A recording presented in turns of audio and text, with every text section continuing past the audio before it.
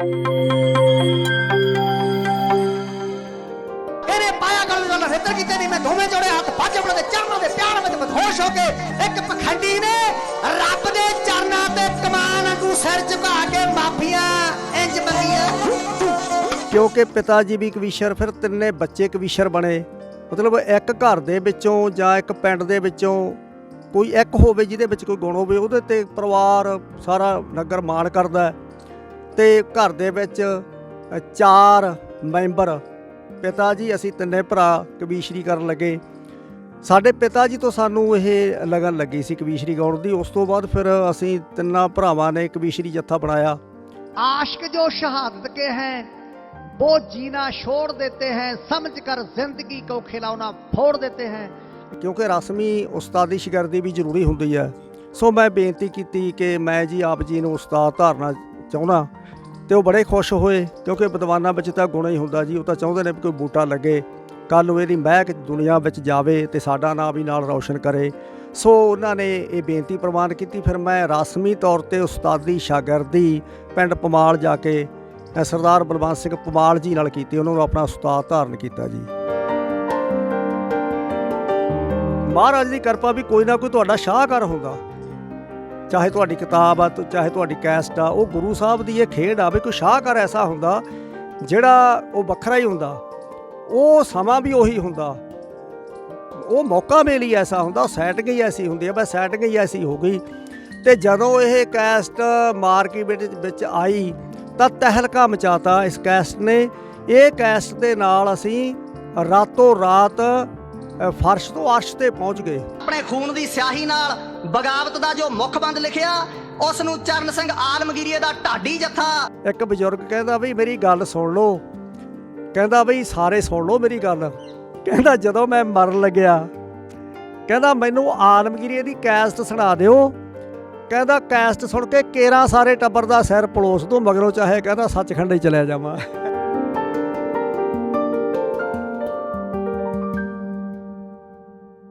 ਪੰਜਾਬੀ ਵਿਰਾਸਤ USA ਦੇ ਦਰਸ਼ਕਾਂ ਦਾ ਬਹੁਤ-ਬਹੁਤ ਸਵਾਗਤ ਹੈ। ਮੈਂ ਜਗਦੇਵ ਸਿੰਘ ਜਾਚਕ ਹਾਜ਼ਰ ਹਾਂ ਤੁਹਾਡੇ ਲਈ ਤੁਹਾਡਾ ਪਸੰਦੀਦਾ ਪ੍ਰੋਗਰਾਮ ਵਿਰਾਸਤੀ ਰੰਗ ਲੈ ਕੇ। ਅੱਜ ਦੇ ਇਸ ਵਿਰਾਸਤੀ ਰੰਗ ਵਿੱਚ ਅਸੀਂ ਤੁਹਾਨੂੰ ਮਿਲਾਉਣ ਜਾ ਰਹੇ ਹਾਂ ਢਾਡੀ ਜਗਤ ਦੀ ਰੂਹੇ ਰਵਾਂ ਸ਼ਖਸੀਅਤ, ਜਿਨ੍ਹਾਂ ਦੇ ਬੋਲਾਂ ਵਿੱਚ ਸਮੁੰਦਰ ਦੀਆਂ ਲਹਿਰਾਂ ਵਰਗੀ ਰਵਾਨਗੀ ਹੈ, ਜਿਨ੍ਹਾਂ ਦੇ ਬੋਲਣ ਦਾ ਅੰਦਾਜ਼ ਇੰਨਾ ਕਮਾਲ ਦਾ ਹੈ ਕਿ ਜਦੋਂ ਕਿਸੇ ਵੀਰ ਰਸੀ ਪ੍ਰਸੰਗ ਨੂੰ ਪੇਸ਼ ਕਰਦੇ ਨੇ ਅਤੇ ਸਰੋਤੇ ਆਪ ਮੁਹਾਰੇ ਆਸ਼ਸ਼ ਕਰ ਉੱਠਦੇ ਨੇ। ਸੁਣਨ ਵਾਲਿਆਂ ਦਾ ਅੰਗ ਅੰਗ ਵੀਰ ਰਸ ਵਿੱਚ ਮੌਲ ਉੱਠਦਾ ਹੈ। ਮੇਰੀ ਮੁਰਾਦ ਨੇ ਢਾਡੀ ਜਗਤ ਦੇ ਧਰੂ ਤਾਰੇ ਗਿਆਨੀ ਚਰਨ ਸਿੰਘ ਆਲਮਗੀਰ ਜੀ। ਆਲਮਗੀਰ ਸਾਹਿਬ, ਤੁਹਾਡਾ ਬਹੁਤ ਬਹੁਤ ਸਵਾਗਤ ਹੈ। ਵਾਹਿਗੁਰੂ ਜੀ ਕਾ ਖਾਲਸਾ, ਵਾਹਿਗੁਰੂ ਜੀ ਕੀ ਫਤਿਹ। ਹਾਂਜੀ ਜਾਚਕ ਸਾਹਿਬ, ਪਹਿਲਾਂ ਤਾਂ ਮੈਂ ਤੁਹਾਡੇ ਇਸ ਉਪਰਾਲੇ ਲਈ, ਜਿਹੜਾ ਤੁਸੀਂ ਸਾਡੇ ਬਹੁਤ ਸਾਰੇ ਵੀਰਾਂ ਨੂੰ ਜਿਹੜੇ ਸਾਨੂੰ ਪਿਆਰ ਕਰਦੇ ਨੇ, ਢਾਡੀ ਕਲਾ ਨੂੰ ਪਿਆਰ ਕਰਦੇ ਨੇ, ਸਟੇਜਾਂ ਨਾਲ ਜੁੜੇ ਹੋਏ ਨੇ, ਸਾਡੀਆਂ ਕੈਸਟਾਂ ਨਾਲ ਜੁੜੇ ਹੋਏ ਨੇ, ਸਾਡੀ ਆਵਾਜ਼ ਨਾਲ ਜੁੜੇ ਹੋਏ ਨੇ, ਸਾਰਿਆਂ ਨੂੰ ਹੀ ਮੈਂ ਬਹੁਤ ਬਹੁਤ ਪਿਆਰ ਨਾਲ ਫਤਿਹ ਅਰਜ਼ ਕਰਦਾ। ਪ੍ਰਵਾਨ ਕਰਿਓ ਭਰਾਵੋ ਸਾਰੇ। ਵਾਹਿਗੁਰੂ ਜੀ ਕਾ ਖਾਲਸਾ, ਵਾਹਿਗੁਰੂ ਜੀ ਕੀ ਫਤਿਹ। ਹਾਂਜੀ ਜਾਚਕ ਸਾਹਿਬ। ਆਲਮਗੀਰ ਸਾਹਿਬ, ਜਦੋਂ ਅਸੀਂ ਢਾਡੀ ਜਗਤ ਵੱਲ ਨਜ਼ਰ ਮਾਰਦੇ ਹਾਂ ਅਤੇ ਕੁਝ ਗਿਣਵੇਂ ਚੁਣਵੇਂ ਨਾਂ ਨੇ, ਉਹਨਾਂ ਵਿੱਚੋਂ ਇੱਕ ਨਾਂ ਹੈ ਚਰਨ ਸਿੰਘ ਆਲਮਗੀਰ।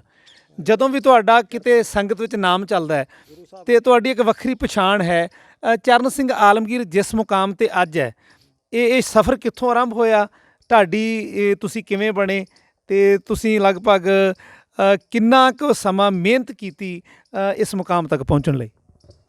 ਜਾਚਕ ਸਾਹਿਬ, ਮੈਂ ਪਹਿਲਾਂ ਵੀ ਕਿਹਾ ਕਿ ਸਾਨੂੰ ਇਸ ਗੱਲ ਦੀ ਪਹਿਲਾਂ ਤਾਂ ਬੜੀ ਖੁਸ਼ੀ ਆ ਕਿ ਤੁਸੀਂ ਇਹ ਸੋਚ ਰੱਖਦੇ ਹੋ ਕਿ ਅਸੀਂ ਆਪਣੀਆਂ ਆਉਣ ਵਾਲੀਆਂ ਜਨਰੇਸ਼ਨਾਂ ਲਈ ਆਪਣੀ ਵਡਮੁੱਲੀ ਵਿਰਾਸਤ ਆ ਜਿਹੜੀ, ਇਹਨੂੰ ਸੰਭਾਲੀਏ। ਸਾਨੂੰ ਇਸ ਗੱਲ ਦੀ ਖੁਸ਼ੀ ਬਹੁਤ ਆ ਕਿਉਂਕਿ ਤੁਹਾਡੀ ਇਹ ਸੋਚ ਆ। ਕਿਉਂਕਿ ਵਿਰਸਾ ਤਾਂ ਆਪਣਾ ਜਿਹੜਾ ਆਪਾਂ ਨੂੰ ਗੁਰੂ ਸਾਹਿਬ ਨੇ ਦਿੱਤਾ ਉਹੀ ਕਿਹਾ ਜਾ ਸਕਦਾ, ਇਹੀ ਆਪਣੀ ਅਨਮੋਲ ਵਿਰਾਸਤ ਹੈ। ਕਿਉਂਕਿ ਗੁਰੂ ਸਾਹਿਬ ਨੇ ਆਪਾਂ ਨੂੰ ਇੱਕ ਕਵੀਸ਼ਰੀ ਦਾ ਵਿਰਸਾ, ਢਾਡੀ ਕਲਾ ਦਾ ਵਿਰਸਾ ਦਿੱਤਾ। ਸੋ ਆਪਣਾ ਇਹ ਕੌਮੀ ਫਰਜ਼ ਹੈ ਕਿ ਆਪਾਂ ਆਪਣੀ ਆਉਣ ਵਾਲੀ ਜਿਹੜੀ ਪੀੜ੍ਹੀ ਹੈ ਇਹਦੇ ਤੱਕ ਇਹਨੂੰ ਪਹੁੰਚਾਉਣ ਦਾ ਉਪਰਾਲਾ ਕਰੀਏ। ਇੱਕ ਸ਼ੇਅਰ ਹੈ, ਇਸ ਸੇ बढ़ कर और खुशी क्या होगी, बाप को उस्ताद को आपसे बढ़ता हुआ देखे शागिर्द को औलाद को।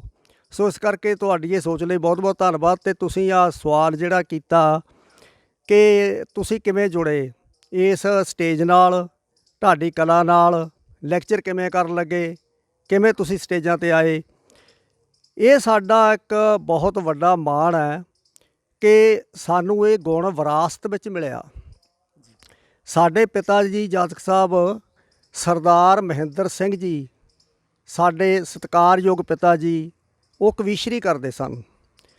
ਸਰਦਾਰ ਮਹਿੰਦਰ ਸਿੰਘ ਜੀ ਆਲਮਗੀਰ। ਅਤੇ ਜਿਹੜੀ ਘਰ ਦੇ ਵਿੱਚ ਕੋਈ ਕਲਾ ਹੋਵੇ ਤਾਂ ਉਹ ਕੁਦਰਤੀ ਗੱਲ ਹੈ, ਬੱਚੇ ਵਿੱਚ ਉਹ ਕਲਾ ਆ ਜਾਂਦੀ ਹੈ, ਉਹ ਗੁਣ ਆ ਜਾਂਦੇ ਨੇ। ਸੋ ਘਰ ਦੇ ਵਿੱਚ ਕਵੀਸ਼ਰੀ ਦਾ ਮਾਹੌਲ ਸੀ, ਪਿਤਾ ਜੀ ਕਵੀਸ਼ਰੀ ਕਰਦੇ ਸੀ। ਸੋ ਮੈਨੂੰ ਵੀ ਇਹ ਲੱਗਣ ਲੱਗੀ। ਅਤੇ ਮੇਰੇ ਨਾਲ ਹੀ ਮੇਰਾ ਦੂਜਾ ਭਰਾ ਛੋਟਾ ਜੀਤ ਸਿੰਘ ਆਲਮਗੀਰ, ਉਹਨਾਂ ਨੂੰ, ਅਤੇ ਉਸ ਤੋਂ ਛੋਟਾ ਭਰਾ ਸੀ ਗੁਰਪਾਲ ਸਿੰਘ, ਉਹ ਵਿਛੜ ਗਏ, ਗੁਰੂ ਦਾ ਹੁਕਮ ਹੈ ਸੱਚੇ ਪਾਤਸ਼ਾਹ ਦਾ। ਅਤੇ ਉਹਨਾਂ ਨੂੰ ਵੀ ਇਹ ਲੱਗਣ ਲੱਗੀ। ਮਤਲਬ ਜਾਤਕ ਸਾਹਿਬ, ਇਹ ਗੌਡ ਗਿਫਟ, ਇਹ ਰੱਬੀ ਦਾਤ, ਇਹ ਵਾਹਿਗੁਰੂ ਦਾ ਬਖਸ਼ਿਆ ਹੋਇਆ ਮਹਾਨ ਮਾਣ, ਇਹ ਕਿਸੇ ਬਿਰਲੇ ਦੇ ਝੋਲੀ ਵਿੱਚ ਪੈਂਦਾ ਹੈ। ਕਿਉਂਕਿ ਪਿਤਾ ਜੀ ਵੀ ਕਵੀਸ਼ਰ, ਫਿਰ ਤਿੰਨੇ ਬੱਚੇ ਕਵੀਸ਼ਰ ਬਣੇ। ਮਤਲਬ ਇੱਕ ਘਰ ਦੇ ਵਿੱਚੋਂ ਜਾਂ ਇੱਕ ਪਿੰਡ ਦੇ ਵਿੱਚੋਂ ਕੋਈ ਇੱਕ ਹੋਵੇ ਜਿਹਦੇ ਵਿੱਚ ਕੋਈ ਗੁਣ ਹੋਵੇ, ਉਹਦੇ 'ਤੇ ਪਰਿਵਾਰ ਸਾਰਾ ਨਗਰ ਮਾਣ ਕਰਦਾ। ਅਤੇ ਘਰ ਦੇ ਵਿੱਚ 4 ਮੈਂਬਰ, ਪਿਤਾ ਜੀ, ਅਸੀਂ ਤਿੰਨੇ ਭਰਾ ਕਵੀਸ਼ਰੀ ਕਰਨ ਲੱਗੇ। ਸਾਡੇ ਪਿਤਾ ਜੀ ਤੋਂ ਸਾਨੂੰ ਇਹ ਲਗਨ ਲੱਗੀ ਸੀ ਕਵੀਸ਼ਰੀ ਗਾਉਣ ਦੀ। ਉਸ ਤੋਂ ਬਾਅਦ ਫਿਰ ਅਸੀਂ ਤਿੰਨਾਂ ਭਰਾਵਾਂ ਨੇ ਕਵੀਸ਼ਰੀ ਜੱਥਾ ਬਣਾਇਆ। ਉਦੋਂ ਵੀ ਬੜਾ ਸੰਗਤਾਂ ਨੇ ਸੁਣਿਆ, ਕਿਉਂਕਿ ਪਹਿਲਾਂ ਨਾਂ ਸੀ, ਅਤੇ ਉਸ ਤੋਂ ਬਾਅਦ ਫਿਰ ਉਹ ਸੋਨੇ 'ਤੇ ਸੁਹਾਗਣ ਵੇਲੇ ਗੱਲ ਹੋ ਗਈ ਵੀ ਅਸੀਂ ਵੀ ਸਟੇਜ 'ਤੇ ਆ ਗਏ।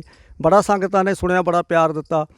ਆਲਮਗੀਰ ਸਾਹਿਬ, ਤੁਹਾਡੀ ਗੱਲ ਨੂੰ ਮੈਂ ਵਿੱਚੋਂ ਕੱਟ ਰਿਹਾ ਕਿ ਤੁਸੀਂ ਜਦੋਂ ਕਵੀਸ਼ਰ, ਬਾਪੂ ਜੀ ਕਵੀਸ਼ਰ ਸਨ, ਉਹਨਾਂ ਤੋਂ ਪ੍ਰਭਾਵਿਤ ਹੋ ਕੇ ਕਵੀਸ਼ਰੀ ਸ਼ੁਰੂ ਕੀਤੀ, ਅਤੇ ਬਕਾਇਦਾ ਤੁਸੀਂ ਤਿੰਨਾਂ ਭਰਾਵਾਂ ਨੇ ਜੱਥਾ ਕਿਹੜੇ ਸਨ 'ਚ ਬਣਾਇਆ? ਜੱਥਾ ਦਾ ਜੀ ਅਸੀਂ, ਕਿਉਂਕਿ ਜਦੋਂ ਸਕੂਲ ਪੜ੍ਹਦੇ ਸੀ, ਸਕੂਲ ਸਮੇਂ ਤੋਂ ਹੀ ਜੱਥਾ ਬਣਾ ਲਿਆ ਸੀ। ਕਿਉਂਕਿ 15/8 ਦਾ ਮੇਰਾ ਜਨਮ ਆ। ਉਸ ਤੋਂ ਬਾਅਦ ਫਿਰ ਮੈਂ ਪੜ੍ਹਨ ਲੱਗਿਆ, 68 ਦੇ ਵਿੱਚ ਪੜ੍ਹਨ ਲੱਗਿਆ, 71 ਦੇ ਵਿੱਚ, 72 ਦੇ ਵਿੱਚ, ਬਸ ਤੀਜੀ ਚੌਥੀ 'ਚ ਪੜ੍ਹਦੇ ਸੀਗੇ। ਮੈਂ ਪਹਿਲਾਂ ਹੀ ਦੱਸਿਆ ਵੀ ਘਰੇ ਗਾਉਂਦੇ ਹੁੰਦੇ ਸੀ, ਛੋਟੇ ਹੁੰਦੇ ਸਕੂਲ ਵੀ ਗਾਉਣ ਲੱਗੇ। ਅਤੇ ਸਕੂਲ ਵਿੱਚ ਵੀ ਜਿੰਨੇ ਪ੍ਰੋਗਰਾਮ ਹੋਏ ਉੱਥੇ ਵੀ ਅਸੀਂ ਗਾਉਂਦੇ ਰਹੇ। ਬੜੇ ਇਨਾਮ ਵੀ ਮਿਲੇ, ਬੜਾ ਮਾਣ ਮਿਲਿਆ। ਸਾਡੇ ਟੀਚਰਾਂ ਵੱਲੋਂ ਵੀ ਸਾਨੂੰ ਬੜਾ ਮਾਣ ਮਿਲਿਆ, ਸਾਨੂੰ ਆਸ਼ੀਰਵਾਦ ਮਿਲੀ ਉਹਨਾਂ ਤੋਂ, ਕਿਉਂਕਿ ਸਾਡੇ ਉਸਤਾਦ, ਸਾਡੇ ਉਹ ਅਧਿਆਪਕ ਸਨ। ਸੋ ਬਾਕੀ ਸੰਗਤਾਂ ਵੱਲੋਂ ਵੀ ਬੜਾ ਪਿਆਰ ਮਿਲਿਆ। ਸਾਡਾ ਜੱਥਾ ਬਹੁਤ ਮਸ਼ਹੂਰ ਹੋ ਗਿਆ ਸੀ ਉਦੋਂ, ਛੋਟੇ ਹੁੰਦਿਆਂ ਹੀ, ਕਵੀਸ਼ਰੀ ਦੇ ਵਿੱਚ ਵੀ। ਅਤੇ ਉਸਤਾਦ ਜੀ, ਫਿਰ ਕਵੀਸ਼ਰੀ ਦੀ ਤੁਹਾਡੀ ਕੋਈ ਰਿਕਾਰਡਿੰਗ ਵੀ ਹੋਈ, ਕੈਸਟ ਵੀ ਹੋਈ ਕੋਈ?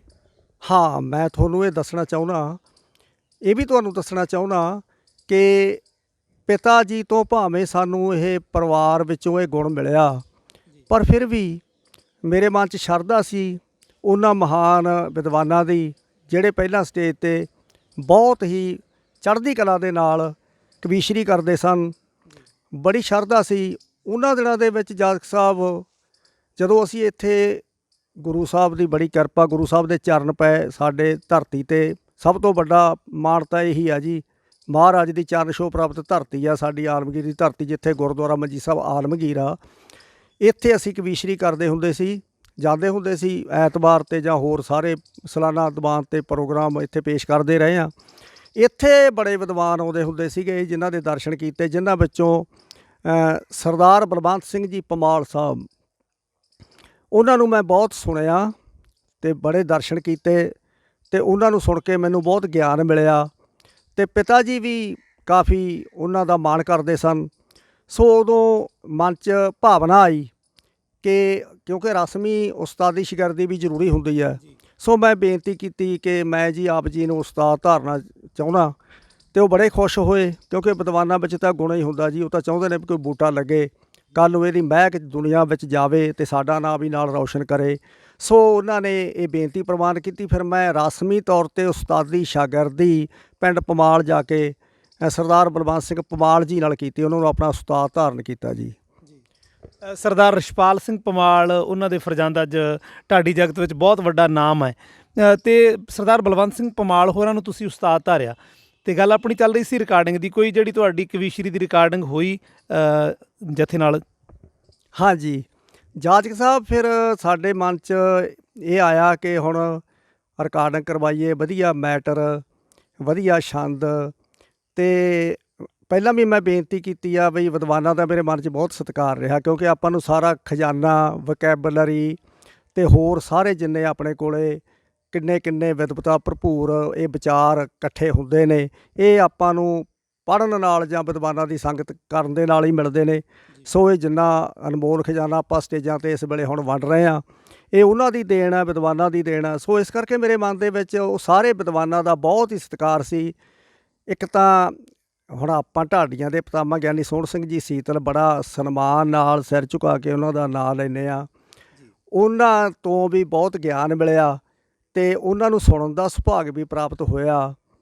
ਅਤੇ ਇਹ ਉਸ ਵੇਲੇ ਹੋਰ ਵੀ ਬੁਲਾਰੇ ਬਹੁਤ ਪ੍ਰਸਿੱਧ ਸਨ ਜਿਨ੍ਹਾਂ ਨੇ ਢਾਡੀ ਸਟੇਜਾਂ ਦੇ ਉੱਤੇ ਬਹੁਤ ਹੀ ਇਤਿਹਾਸ ਸਿਰਜਿਆ, ਜਿਵੇਂ ਮੂਲਾ ਸਿੰਘ ਜੀ ਪਾਖਰਪੁਰੀ ਸਾਹਿਬ, ਗਿਆਨੀ ਦਿਆ ਸਿੰਘ ਜੀ ਦਲਬਰ ਸਾਹਿਬ ਅਤੇ ਕਰਨੈਲ ਸਿੰਘ ਪਾਰਸ ਅਤੇ ਹੋਰ ਵੀ ਬਹੁਤ ਸਾਰੇ, ਜਿਵੇਂ ਗਿਆਨੀ ਰਾਮ ਸਿੰਘ ਝਾਬੇਵਾਲ ਸਾਹਿਬ, ਗਿਆਨੀ ਨਾਰਾਇਣ ਸਿੰਘ ਚੰਦਨ। ਇਹਨਾਂ ਸਾਰਿਆਂ ਨੂੰ ਮੈਂ ਬਹੁਤ ਸੁਣਿਆ, ਬੜੇ ਧਿਆਨ ਨਾਲ ਸੁਣਦਾ ਰਿਹਾ, ਕਿਵੇਂ ਸਟੇਜ 'ਤੇ ਬੋਲਦੇ ਆ ਅਤੇ ਕਿਵੇਂ ਕੇਂਦਰੀ ਬਿੰਦੂ ਜਿਹਦੇ 'ਤੇ ਇਹ ਸਾਰਾ ਕੇਂਦਰਿਤ ਕਰਦੇ ਆ ਆਪਦਾ ਭਾਸ਼ਣ, ਕਿਵੇਂ ਸ਼ੁਰੂ ਕਰਦੇ ਆ, ਕਿਸ ਤਰ੍ਹਾਂ ਦੇ ਸ਼ਬਦ ਬੋਲਦੇ ਆ, ਕੀ ਬੋਲਣ ਦਾ ਸਟਾਈਲ ਹੈ ਅਤੇ ਕਿਹੜੀ ਗੱਲ 'ਤੇ ਜ਼ੋਰ ਦਿੰਦੇ ਆ, ਕਿਹੜੀ ਗੱਲ ਸਧਾਰਨ ਤੌਰ 'ਤੇ ਬੋਲਦੇ ਆ, ਕਿਹੜੀ ਗੱਲ ਜ਼ੋਰ ਦੇ ਕੇ ਜੋਸ਼ ਨਾਲ ਬੋਲਦੇ ਆ।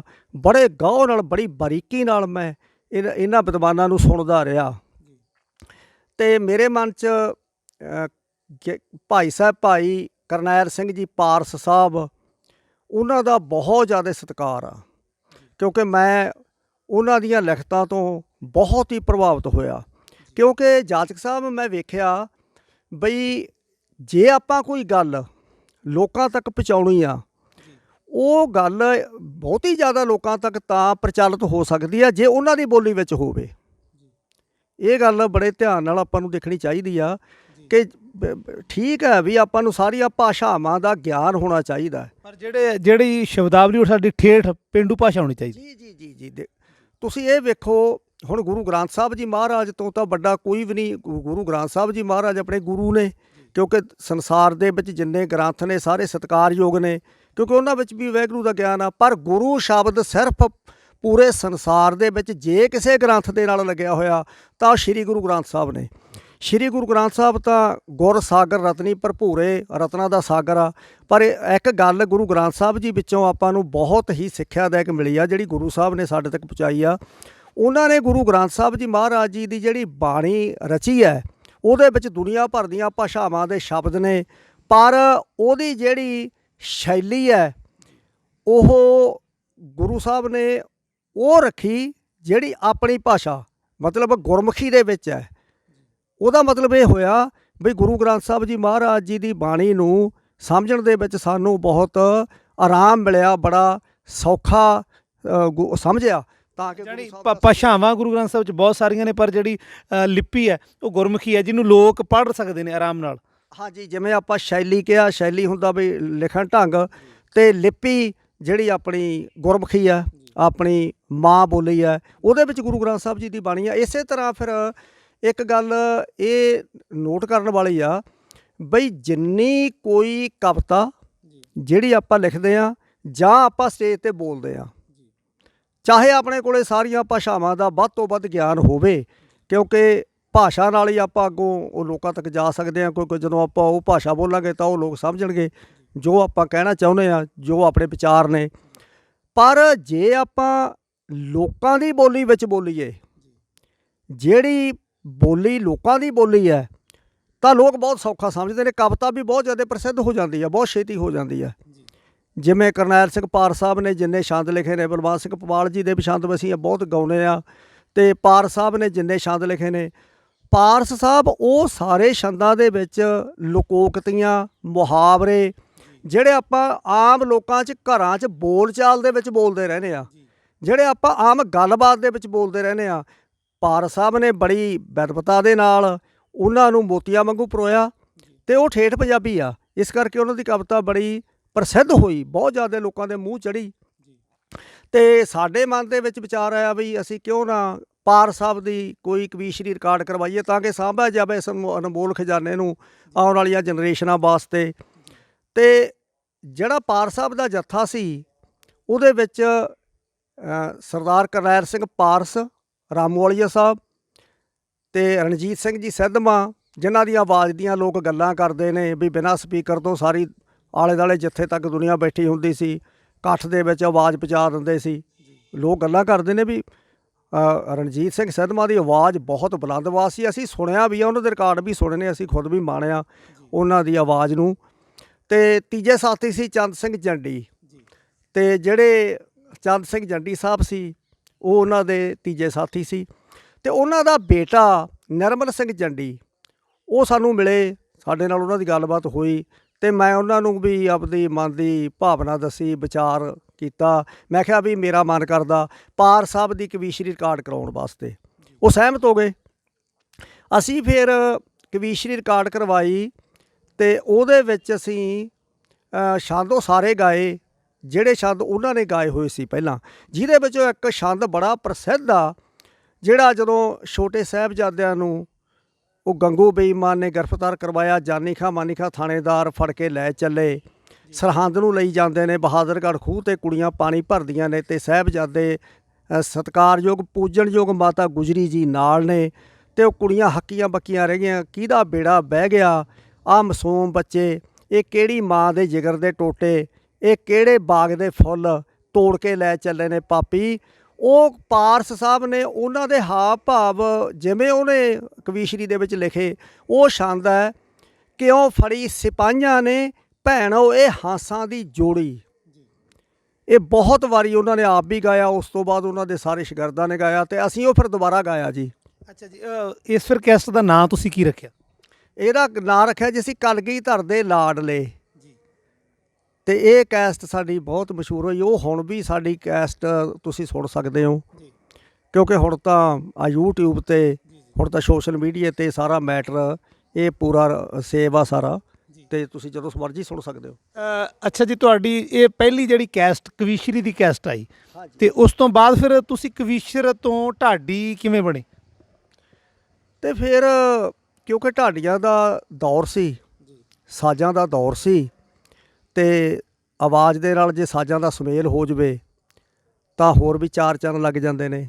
ਫਿਰ ਵਿਚਾਰ ਸੀ ਮਨ ਦੇ ਵਿੱਚ ਵੀ ਆਪਾਂ ਢਾਡੀ ਜੱਥਾ ਬਣਾਈਏ, ਅਤੇ ਫਿਰ ਸਾਡਾ ਵਿਚਾਰ ਬਣ ਗਿਆ ਵੀ ਹੁਣ ਆਪਾਂ ਢੱਡ ਸਰੰਗੀ ਲੈ ਕੇ ਸਟੇਜਾਂ ਦੇ ਉੱਤੇ ਪ੍ਰੋਗਰਾਮ ਪੇਸ਼ ਕਰਨੇ ਸ਼ੁਰੂ ਕਰੀਏ। ਉਸ ਤੋਂ ਬਾਅਦ ਜੀ ਫਿਰ ਅਸੀਂ ਢਾਡੀ ਜੱਥਾ ਬਣਾਇਆ। ਇੱਕ ਢਾਡੀ ਜੱਥਾ ਕਿਹੜੇ ਸਨ 'ਚ ਬਣਾਇਆ ਅਤੇ ਕਿਹੜੇ ਕਿਹੜੇ ਸਾਥੀ ਉਦੋਂ ਨਾਲ ਸਨ? ਇਹ ਢਾਡੀ ਜੱਥਾ ਅਸੀਂ 91-92 ਦੇ ਵਿੱਚ ਸਾਡਾ ਜੱਥਾ ਢਾਡੀ ਜੱਥਾ ਸਟੇਜਾਂ 'ਤੇ ਆ ਗਿਆ ਸੀ। ਅਤੇ ਉਸ ਤੋਂ ਬਾਅਦ ਫਿਰ ਸਾਡਾ ਜੱਥਾ ਢਾਡੀ ਜੱਥੇ ਦੇ ਤੌਰ 'ਤੇ ਪ੍ਰੋਗਰਾਮਾਂ 'ਤੇ ਜਦੋਂ ਜਾਣ ਲੱਗਿਆ ਤਾਂ ਅਸੀਂ ਫਿਰ ਇੱਕ ਹੋਰ ਕੈਸਟ ਰਿਕਾਰਡ ਕਰਾਉਣ ਦਾ ਵਿਚਾਰ ਬਣਾਇਆ। ਜਿਵੇਂ ਜਿਵੇਂ ਸੰਗਤਾਂ ਦਾ ਪਿਆਰ ਮਿਲਦਾ ਗਿਆ, ਹੌਸਲਾ ਵੱਧਦਾ ਗਿਆ, ਬੜਾ ਪਿਆਰ ਰੱਜ ਕੇ ਦਿੱਤਾ ਸੰਗਤਾਂ ਨੇ ਸਟੇਜਾਂ 'ਤੇ। ਜਦੋਂ ਅਸੀਂ ਬੋਲੇ, ਜਦੋਂ ਅਸੀਂ 12 ਗਾਈਆਂ, ਬਹੁਤ ਹੀ ਪਿਆਰ ਮਿਲਿਆ, ਬੜੇ ਪ੍ਰੋਗਰਾਮ ਮਿਲੇ, ਅਤੇ ਫਿਰ ਸਾਡੇ ਮਨ 'ਚ ਆਇਆ ਵੀ ਹੁਣ ਇੱਕ ਯਾਦਗਾਰੀ ਢਾਡੀ ਕੈਸਟ ਵੀ ਹੁਣ ਹੋਣੀ ਚਾਹੀਦੀ ਆ। ਅਤੇ ਫਿਰ ਅਸੀਂ ਇੱਕ ਮੈਟਰ ਰਿਕਾਰਡ ਕਰਵਾਇਆ। ਪਹਿਲਾਂ ਤਾਂ ਕਰਵਾਇਆ ਸੀ ਅਸੀਂ ਜਾਜਕ ਸਾਹਿਬ ਇੱਕ ਮੈਟਰ ਰਾਖੇ ਤਿਲਕ ਜੱਜੂ ਦੇ, ਰਾਖੇ ਤਿਲਕ ਜੱਜੂ ਦੇ ਗੁਰੂ ਤੇਗ ਬਹਾਦਰ ਜੀ ਮਹਾਰਾਜ ਜੀ ਦੀ ਮਹਾਨ ਸ਼ਹਾਦਤ ਨੂੰ ਸਮਰਪਿਤ ਕੈਸਟ ਸੀਗੀ, ਅਤੇ ਉਹ ਕੈਸਟ ਮਾਰਕੀਟ 'ਚ ਆਈ ਸਾਡੀ। ਅਤੇ ਉਸ ਤੋਂ ਬਾਅਦ ਫਿਰ ਅਸੀਂ ਇੱਕ ਹੋਰ ਕੈਸਟ ਰਿਕਾਰਡ ਕਰਵਾਉਣ ਦਾ ਵਿਚਾਰ ਬਣਾਇਆ। ਉਹ ਸੀ ਜਦੋਂ ਸਰਦਾਰ ਊਧਮ ਸਿੰਘ ਸਨਾਮ ਨੇ ਜਲ੍ਹਿਆਂਵਾਲੇ ਬਾਗ ਦੇ ਵਿੱਚ ਸਹੁੰ ਖਾਧੀ ਕਿ ਜਿਹੜੇ ਅਡਵਾਇਰ ਨੇ ਇੱਥੇ ਸਾਡੇ ਆਰਡਰ ਦਿੱਤਾ ਸੀਗਾ ਜਲ੍ਹਿਆਂਵਾਲੇ ਬਾਗ ਦੇ ਵਿੱਚ ਸਾਡੇ ਆਜ਼ਾਦੀ ਮੰਗਦੇ ਭਰਾਵਾਂ ਨੂੰ ਸ਼ਹੀਦ ਕਰਨ ਦਾ, ਅਤੇ ਉਹ ਅਡਵਾਇਰ ਨਿਸ਼ਾਨਾ ਬਣਾਇਆ ਊਧਮ ਸਿੰਘ ਨੇ। ਅਤੇ ਉਹ ਤੋਂ ਜਾ ਕੇ ਲੰਡਨ ਦੇ ਵਿੱਚ ਊਧਮ ਸਿੰਘ ਨੇ ਬਦਲਾ ਲਿਆ, ਕਿਉਂਕਿ ਮੈਂ ਤੁਹਾਨੂੰ ਦੱਸਦਾ ਬਈ ਜਿਹੜਾ ਗੋਲੀ ਚਲਾਉਣ ਵਾਲਾ ਸੀ ਉਹ ਇੱਕ ਫੌਜੀ ਅਫਸਰ ਡਾਇਰ ਸੀ, ਅਤੇ ਜਿਹੜਾ ਆਰਡਰ ਦੇਣ ਵਾਲਾ ਸੀ ਉਹ ਅਡਵਾਇਰ ਸੀ। ਇੱਕ ਗੱਲ ਦਾ ਸਾਡੇ ਇਤਿਹਾਸ ਦੇ ਵਿੱਚ ਸੂਰਮਿਆਂ ਨੇ ਸਿਧਾਂਤ ਆ ਜਿਹੜਾ ਸਾਡਾ ਇਤਿਹਾਸ ਦਾ, ਉਹਦੀ ਪਾਲਣਾ ਕੀਤੀ ਆ ਕਿ ਇਹਨਾਂ ਨੇ ਨਿਸ਼ਾਨਾ ਉਸੇ ਨੂੰ ਬਣਾਇਆ ਜਿਹੜਾ ਕਸੂਰਵਾਰ ਸੀ, ਅਤੇ ਇਹਨਾਂ ਨੇ ਇਹ ਨਹੀਂ ਕੀਤਾ ਬਈ ਇੱਕ ਨੇ ਕਸੂਰ ਕੀਤਾ ਤਾਂ ਸਾਰਿਆਂ ਨੂੰ ਸਜ਼ਾ ਦੇ ਦੀ। ਊਧਮ ਸਿੰਘ ਦਾ ਨਿਸ਼ਾਨਾ ਸੀ ਬਈ ਜਿਹਨੇ ਆਰਡਰ ਦਿੱਤਾ ਉਹ ਸੀਗਾ sir Michael O'Dwyer, governor of Punjab, lieutenant governor of Punjab. ਉਹਨੇ ਆਰਡਰ ਦਿੱਤਾ ਸੀਗਾ ਤੇ ਡਾਇਰ ਗੋਲੀ ਚਲਾਉਣ ਆਇਆ ਸੀ। ਤੇ ਜਾ ਕੇ 21 ਸਾਲ ਬਾਅਦ ਲੰਡਨ ਦੇ ਵਿੱਚ ਕੈਕਸਨ ਹਾਲ ਦੇ ਵਿੱਚ ਊਧਮ ਸਿੰਘ ਨੇ ਉਹਨੂੰ ਲਲਕਾਰ ਕੇ ਉਹ ਤੋਂ ਬਦਲਾ ਲੈ ਲਿਆ। ਤੇ ਉਹ ਸਾਰਾ ਦ੍ਰਿਸ਼ ਮੈਂ ਜਾਜਕ ਸਾਹਿਬ ਪੇਸ਼ ਕੀਤਾ ਤੇ ਨਾਲ ਗਾਉਣ ਵਾਲੇ ਸਾਡੇ ਜੀਤ ਸਿੰਘ ਆਲਮਗੀਰ ਮੇਰਾ ਭਰਾ ਤੇ ਕਰਨੈਲ ਸਿੰਘ ਸ਼ੇਰਪੁਰੀ ਉਦੋਂ ਸਾਡੇ ਨਾਲ ਸਰੰਗੀ ਵਜਾਉਂਦੇ ਸਨ, ਤੇ ਬਲਵਿੰਦਰ ਸਿੰਘ ਮੁੱਲਾਪੁਰ। ਤੇ ਇਹ ਕੈਸਟ ਜਦੋਂ ਮਹਾਰਾਜ ਦੀ ਕਿਰਪਾ ਵੀ ਕੋਈ ਨਾ ਕੋਈ ਤੁਹਾਡਾ ਸ਼ਾਹਕਾਰ ਹੁੰਦਾ, ਚਾਹੇ ਤੁਹਾਡੀ ਕਿਤਾਬ ਆ ਚਾਹੇ ਤੁਹਾਡੀ ਕੈਸਟ ਆ, ਉਹ ਗੁਰੂ ਸਾਹਿਬ ਦੀ ਇਹ ਖੇਡ ਆ ਵੀ ਕੋਈ ਸ਼ਾਹਕਾਰ ਐਸਾ ਹੁੰਦਾ ਜਿਹੜਾ ਉਹ ਵੱਖਰਾ ਹੀ ਹੁੰਦਾ, ਉਹ ਸਮਾਂ ਵੀ ਉਹੀ ਹੁੰਦਾ, ਉਹ ਮੌਕਾ ਮੇਲ ਹੀ ਐਸਾ ਹੁੰਦਾ, ਉਹ ਸੈਟਿੰਗ ਹੀ ਐਸੀ ਹੁੰਦੀ ਹੈ। ਬਸ ਸੈਟਿੰਗ ਹੀ ਐਸੀ ਹੋ ਗਈ। ਤੇ ਜਦੋਂ ਇਹ ਕੈਸਟ ਮਾਰਕੀਟ ਵਿੱਚ ਆਈ ਤਾਂ ਤਹਿਲਕਾ ਮਚਾਤਾ ਇਸ ਕੈਸਟ ਨੇ। ਇਹ ਕੈਸਟ ਦੇ ਨਾਲ ਅਸੀਂ ਰਾਤੋਂ ਰਾਤ ਫਰਸ਼ ਤੋਂ ਅਰਸ਼ 'ਤੇ ਪਹੁੰਚ ਗਏ। ਸਾਡੇ ਜੱਥੇ ਦੀ ਪੂਰੀ ਦੁਨੀਆ 'ਚ ਪਬਲਿਸਿਟੀ ਹੋ ਗਈ। ਤੇ ਮਗਰੋਂ ਕੰਪਨੀ ਨੂੰ ਇੰਡੀਅਨ ਮੈਲੋਡੀਜ਼ ਵਾਲਿਆਂ ਨੇ ਰਿਕਾਰਡ ਕੀਤੀ ਸੀ ਤੇ ਇਹਨਾਂ ਨੂੰ ਲਾਟ ਕੱਢਣੇ ਔਖੇ ਹੋ ਗਏ ਕੈਸਟ ਦੇ, ਇੰਨੀ ਕੈਸਟ ਦੁਨੀਆ ਨੇ ਸੁਣੀ। ਆਲਮਗੀਰ ਸਾਹਿਬ, ਖੂਨ ਦਾ ਬਦਲਾ ਖੂਨ ਸੱਚਮੁੱਚ ਉਹਦੇ ਵਿੱਚ ਜਿਹੜਾ ਤੁਸੀਂ ਲੈਕਚਰ ਕੀਤਾ, ਸੱਚਮੁੱਚ ਜਿਹੜਾ ਤੁਹਾਡਾ ਅੰਦਾਜ਼ ਹੈ, ਜਿਹੜੀ ਤੁਹਾਡੀ ਸ਼ਬਦਾਵਲੀ ਹੈ, ਜਿਹੜੀ ਤੁਹਾਡੀ ਰਵਾਨੀ ਹੈ ਸ਼ਬਦਾਂ ਦੀ, ਉਹ ਬੜੀ ਕਮਾਲ ਦੀ ਹੈ। ਤੇ ਇੱਕ ਬਹੁਤ ਵੱਡੀ ਗੱਲ ਹੈ ਕਿ ਤੁਸੀਂ ਆਪਣੇ ਤੋਂ ਪਹਿਲੇ ਵੀ ਢਾਡੀ ਪ੍ਰਚਾਰਕ ਸੁਣੇ। ਝਾਬੇਵਾਲ ਸਾਹਿਬ ਬੜੇ ਕਮਾਲ ਦੇ ਪ੍ਰਚਾਰਕ, ਮਹਾਨ ਪ੍ਰਚਾਰਕ ਸਨ। ਸੀਤਲ ਸਾਹਿਬ ਢਾਡੀਆਂ ਦੇ ਪਿਤਾਮਾ ਮੰਨੇ ਗਏ ਨੇ। ਦਿਲਬਰ ਸਾਹਿਬ ਦਾ ਜ਼ਿਕਰ ਹੁੰਦਾ ਹੈ, ਫਾਖਰਪੁਰੀ ਸਾਹਿਬ ਦਾ ਤੁਸੀਂ ਜ਼ਿਕਰ ਕੀਤਾ ਹੈ। ਇਹ ਸਾਰੇ ਪ੍ਰਚਾਰਕ ਬਹੁਤ ਕਮਾਲ ਸਨ। ਹਾਂਜੀ। ਤੇ ਤੁਸੀਂ ਆਪਣਾ ਜਿਹੜਾ ਲੈਕਚਰ ਦਾ ਨਵਾਂ ਅੰਦਾਜ਼ ਸਿਰਜਿਆ, ਜਿਹੜੀ ਤੁਹਾਡੀ ਬੋਲਣ ਦੀ ਸ਼ੈਲੀ, ਜਿਹੜੀ ਸ਼ਬਦਾਵਲੀ, ਜਿਹੜੀ ਰਵਾਨੀ, ਉਹ ਬੜੀ ਕਮਾਲ ਦੀ ਹੈ। ਤੇ ਖੂਨ ਦਾ ਬਦਲਾ ਖੂਨ ਦੇ ਵਿੱਚੋਂ ਬਖੂਬੀ ਝਲਕਦੀ ਜਦੋਂ ਤੁਸੀਂ ਵਾਰ ਛਡਾਉਂਦੇ ਹੋ।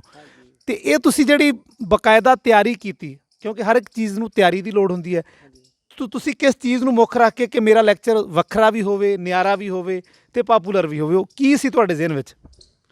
ਉਹ ਸੀਗਾ ਜੀ, ਕਿਉਂਕਿ ਮੈਨੂੰ ਸ਼ੌਕ ਹੀ ਬਹੁਤ ਆ ਜਾਸਕ ਸਾਹਿਬ ਬੋਲਣ ਦਾ, ਲੈਕਚਰ ਕਰਨ ਦਾ ਸ਼ੌਕ ਹੀ ਬਹੁਤ ਆ।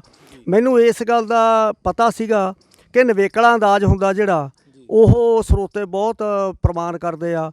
ਸੋ ਕਿਉਂਕਿ ਆਪਾਂ ਨੂੰ ਖਜ਼ਾਨਾ ਤਾਂ ਮਿਲ ਜਾਂਦਾ ਵਿਦਵਾਨਾਂ ਤੋਂ, ਸਿਆਣਿਆਂ ਤੋਂ, ਵੱਡਿਆਂ ਤੋਂ, ਪਰ ਜਿਹੜਾ ਅੰਦਾਜ਼ ਹੁੰਦਾ ਜੀ, ਉਹ ਅੰਦਾਜ਼ ਜੇ ਆਪਣਾ ਵੱਖਰਾ ਹੋਵੇ ਤਾਂ ਉਹ ਲੋਕ ਭਰਾ ਉਹਨੂੰ ਪਸੰਦ ਬਹੁਤ ਕਰਦਾ, ਪਿਆਰ ਬਹੁਤ ਕਰਦਾ। ਜ਼ਿਹਨ ਵਿੱਚ ਇਹੀ ਗੱਲ ਸੀਗੀ ਬਈ ਸਟਾਈਲ। ਤੁਹਾਡੀ ਗੱਲ ਵਿੱਚੋਂ ਮੈਂ ਗੱਲ ਯਾਦ ਆਈ ਕਿ ਕਈ ਬੀਬੀਆਂ ਖਾਣਾ ਸਵਾਦ ਬਹੁਤ ਬਣਾ ਲੈਂਦੀਆਂ ਨੇ, ਪਰ ਉਹਨਾਂ ਨੂੰ ਪਰੋਸਣਾ ਨਹੀਂ ਆਉਂਦਾ।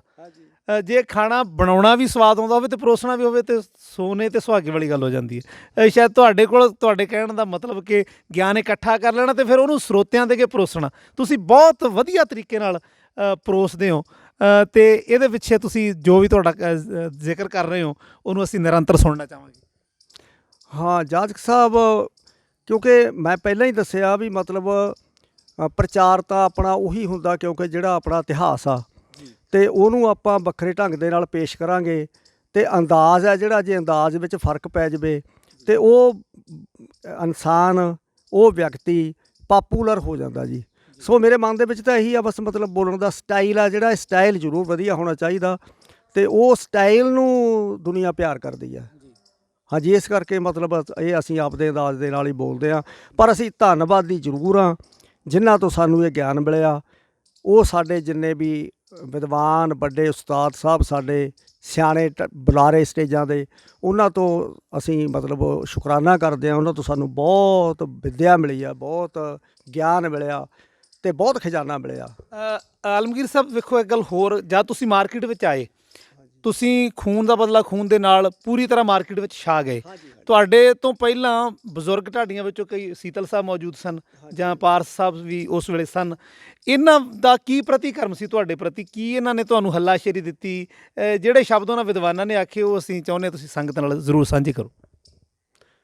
ਸਾਨੂੰ ਤਾਂ ਜੀ, ਕਿਉਂਕਿ ਜਿਹੜੇ ਵੱਡੇ ਉਸਤਾਦ ਜਿਨ੍ਹਾਂ ਤੋਂ ਆਪਾਂ ਨੂੰ ਸੇਧ ਮਿਲਦੀ ਆ, ਜਿਨ੍ਹਾਂ ਤੋਂ ਆਪਾਂ ਨੂੰ ਇਹ ਖਜ਼ਾਨਾ ਮਿਲਦਾ ਤੇ ਜਿਨ੍ਹਾਂ ਤੋਂ ਆਪਾਂ ਨੂੰ ਇਹ ਰਸਤਾ ਮਿਲਦਾ, ਇਹ ਵਿੱਦਿਆ ਮਿਲਦੀ ਆ, ਉਹ ਇੱਕ ਬਾਪ ਵਾਂਗ ਹੀ ਹੁੰਦੇ ਨੇ ਜੀ। ਕਿਉਂਕਿ ਜੇ ਤੁਸੀਂ ਬਾਪ ਨੂੰ ਪੁੱਛੋ ਵੀ ਤੇਰੇ ਸਾਹਮਣੇ ਤੇਰਾ ਬੱਚਾ ਪਰਫਾਰਮੈਂਸ ਦੇ ਰਿਹਾ, ਕੋਈ ਕਲਾ ਦੁਨੀਆ ਦੇ ਸਾਹਮਣੇ ਪੇਸ਼ ਕਰ ਰਿਹਾ, ਤਾਂ ਬਾਪ ਦਾ ਅੰਦਰ ਤਾਂ ਪਿਆਰ ਨਾਲ ਭਰਿਆ ਹੁੰਦਾ, ਉਹਦੇ ਕੋਲੇ ਖੁਦ ਸ਼ਬਦ ਨਹੀਂ ਹੁੰਦੇ ਵੀ ਉਹ ਕਿਹੜੇ ਸ਼ਬਦਾਂ ਦੇ ਨਾਲ ਇਹ ਖੁਸ਼ੀ ਅੰਦਰਲੀ ਪ੍ਰਗਟ ਕਰੇ ਕਿ ਮੇਰਾ ਬੱਚਾ ਮੇਰੀ ਸਟੇਜ 'ਤੇ ਆ ਗਿਆ। ਸੋ ਉਹਨਾਂ ਸਾਰਿਆਂ ਨੇ ਸਾਨੂੰ ਬਾਪ ਵਰਗਾ ਹੀ ਪਿਆਰ ਦਿੱਤਾ, ਕਿਉਂਕਿ ਉਹਨਾਂ ਦੇ ਮਨ ਦੇ ਵਿੱਚ ਵੀ ਇਹ ਸੁਪਨਾ ਸੀ ਕਿ ਸਾਡੀ ਜਿਹੜੀ ਲੌਂਗ ਲਾਈਫ ਹੈ, ਸਾਡੀ ਜਿਹੜੀ ਲੰਬੀ ਉਮਰ ਆ, ਉਹ ਸ਼ਾਗਿਰਦਾਂ ਕਰਕੇ ਹੀ ਆ। ਕਿਉਂਕਿ ਜਿੰਨਾ ਚਿਰ ਸ਼ਾਗਿਰਦ ਸਟੇਜ ਦੇ ਉੱਤੇ ਬੋਲਦੇ ਨੇ ਉਹਨਾਂ ਚਿਰ ਉਹਨਾਂ ਦਾ ਨਾਂ ਵੀ ਨਾਲ ਗੂੰਜਦਾ। ਇੱਕ ਤਾਂ ਉਹ ਲੌਂਗ ਲਾਈਫ ਬਣ ਜਾਂਦੇ ਨੇ, ਅਤੇ ਇੱਕ ਸਰੋਤਿਆਂ ਨਾਲ, ਭਰਾਵਾਂ ਨਾਲ ਜਿਹੜੇ ਉਹਨਾਂ ਨੂੰ ਅੰਤਾਂ ਦਾ ਪਿਆਰ ਕਰਦੇ ਨੇ, ਬੇਹੱਦ ਪਿਆਰ ਕਰਦੇ ਨੇ, ਜਨੂੰਨ ਤੱਕ ਪਿਆਰ ਕਰਦੇ ਨੇ, ਉਹਨਾਂ ਨਾਲ ਉਹਨਾਂ ਦੀ ਸਾਂਝ ਬਣੀ ਰਹਿੰਦੀ ਹੈ ਅਤੇ ਉਹਨਾਂ ਦੀ ਸਾਂਝ ਲੰਬੀ ਹੋ ਜਾਂਦੀ ਹੈ। ਸੋ ਇਸ ਕਰਕੇ ਉਹਨਾਂ ਨੇ ਸਾਰਿਆਂ ਨੇ ਮੈਨੂੰ ਤਾਂ ਬਹੁਤ ਮਾਣ ਦਿੱਤਾ ਜੀ। ਮੈਨੂੰ ਤਾਂ ਪਾਰਸ ਸਾਹਿਬ ਨੇ ਬੜਾ ਮਾਣ ਦਿੱਤਾ ਜੀ, ਮਤਲਬ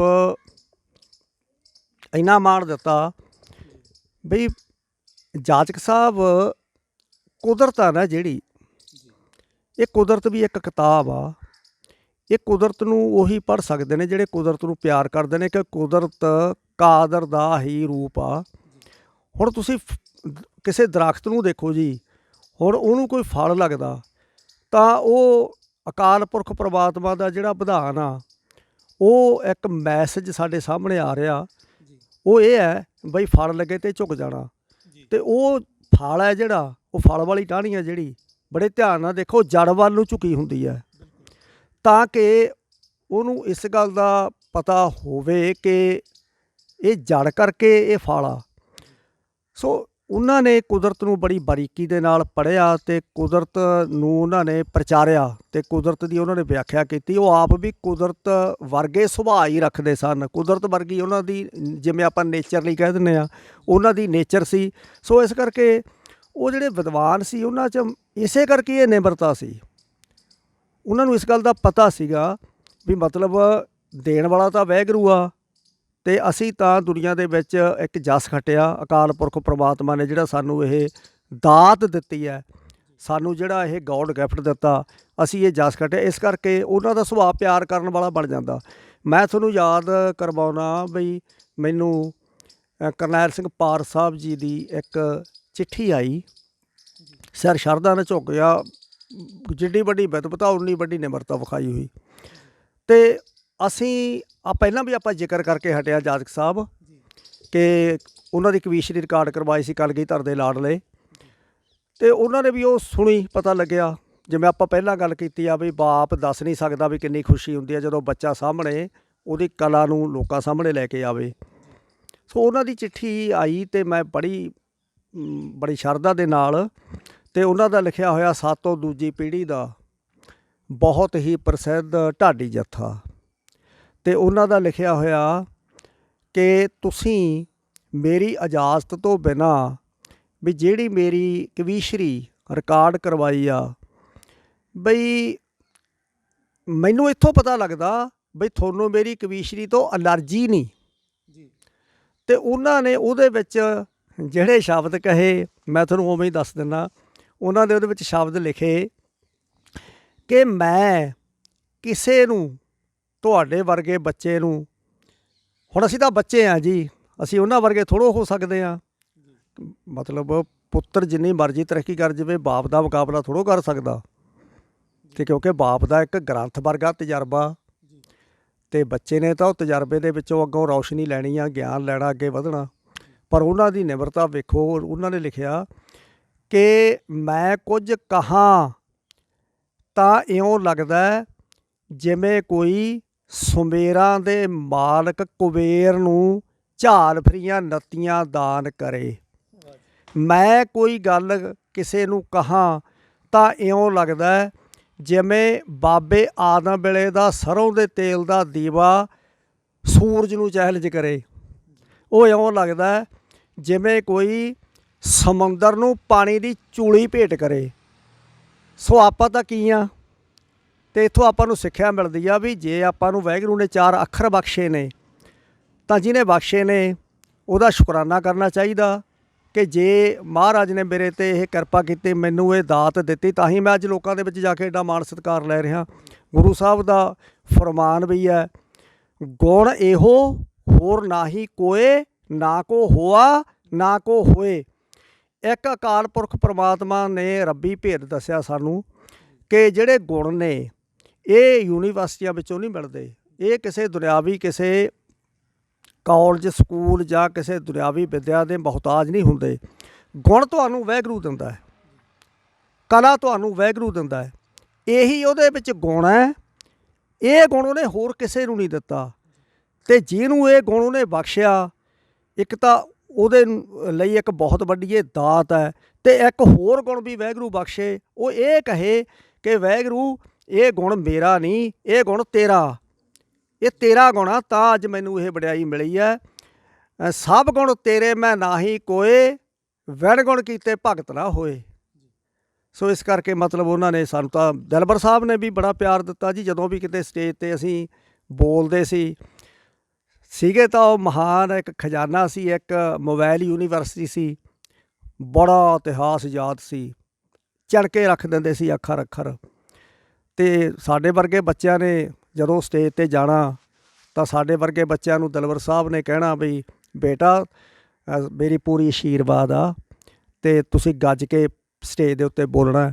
ਸੋ ਇਸ ਤਰ੍ਹਾਂ ਦੇ ਸ਼ਬਦ ਬੜੀ ਸ਼ਕਤੀ ਦਿੰਦੇ ਨੇ ਜੀ। ਗਿਆਨੀ ਰਾਮ ਸਿੰਘ ਝਾਬੇਵਾਲ, ਉਹਨਾਂ ਨੂੰ ਵੀ ਮੈਂ ਆਪਣੇ ਉਸਤਾਦ ਮੰਨਦਾ, ਕਿਉਂਕਿ ਉਹ ਵੀ ਘਾਟਿਆਂ ਬੱਧੀ ਸਟੇਜ 'ਤੇ ਬੋਲਦੇ ਸੀ, ਸੰਗਤਾਂ ਚੁੱਪ-ਚਾਪ ਸਰਵਣ ਕਰਦੀਆਂ ਸੀ, ਇਹੋ ਜਿਹਾ ਜਾਦੂ ਵਰਗਾ ਅਸਰ ਹੁੰਦਾ ਸੀ। ਅਤੇ ਉਹਨਾਂ ਨੂੰ ਵੀ ਸੁਣਿਆ। ਗਿਆਨੀ ਨਰੈਣ ਸਿੰਘ ਚੰਦਨ, ਇਹਨਾਂ ਦੇ ਭਰਾ ਜੈਬ ਸਿੰਘ ਚੰਦਨ, ਉਹਨਾਂ ਤੋਂ ਦੂਜੇ ਭਰਾ ਨੇ ਢੱਡ ਸਿੱਖੀ ਹੈ। ਦਿਲਬਾਗ ਸਿੰਘ ਹੋਏ ਨੇ ਸਾਡੇ ਮਹਾਨ ਢਾਡੀ, ਉਹਨਾਂ ਤੋਂ ਜੀਤ ਸਿੰਘ ਨੇ ਢੱਡ ਸਿੱਖੀ ਹੈ। ਗੁਰਪਾਲ ਸਿੰਘ ਨੇ ਅਜੈਬ ਸਿੰਘ ਚੰਦਰ ਸਾਹਿਬ ਤੋਂ ਸਰੰਗੀ ਦੀ ਵਿੱਦਿਆ ਲਈ ਹੈ।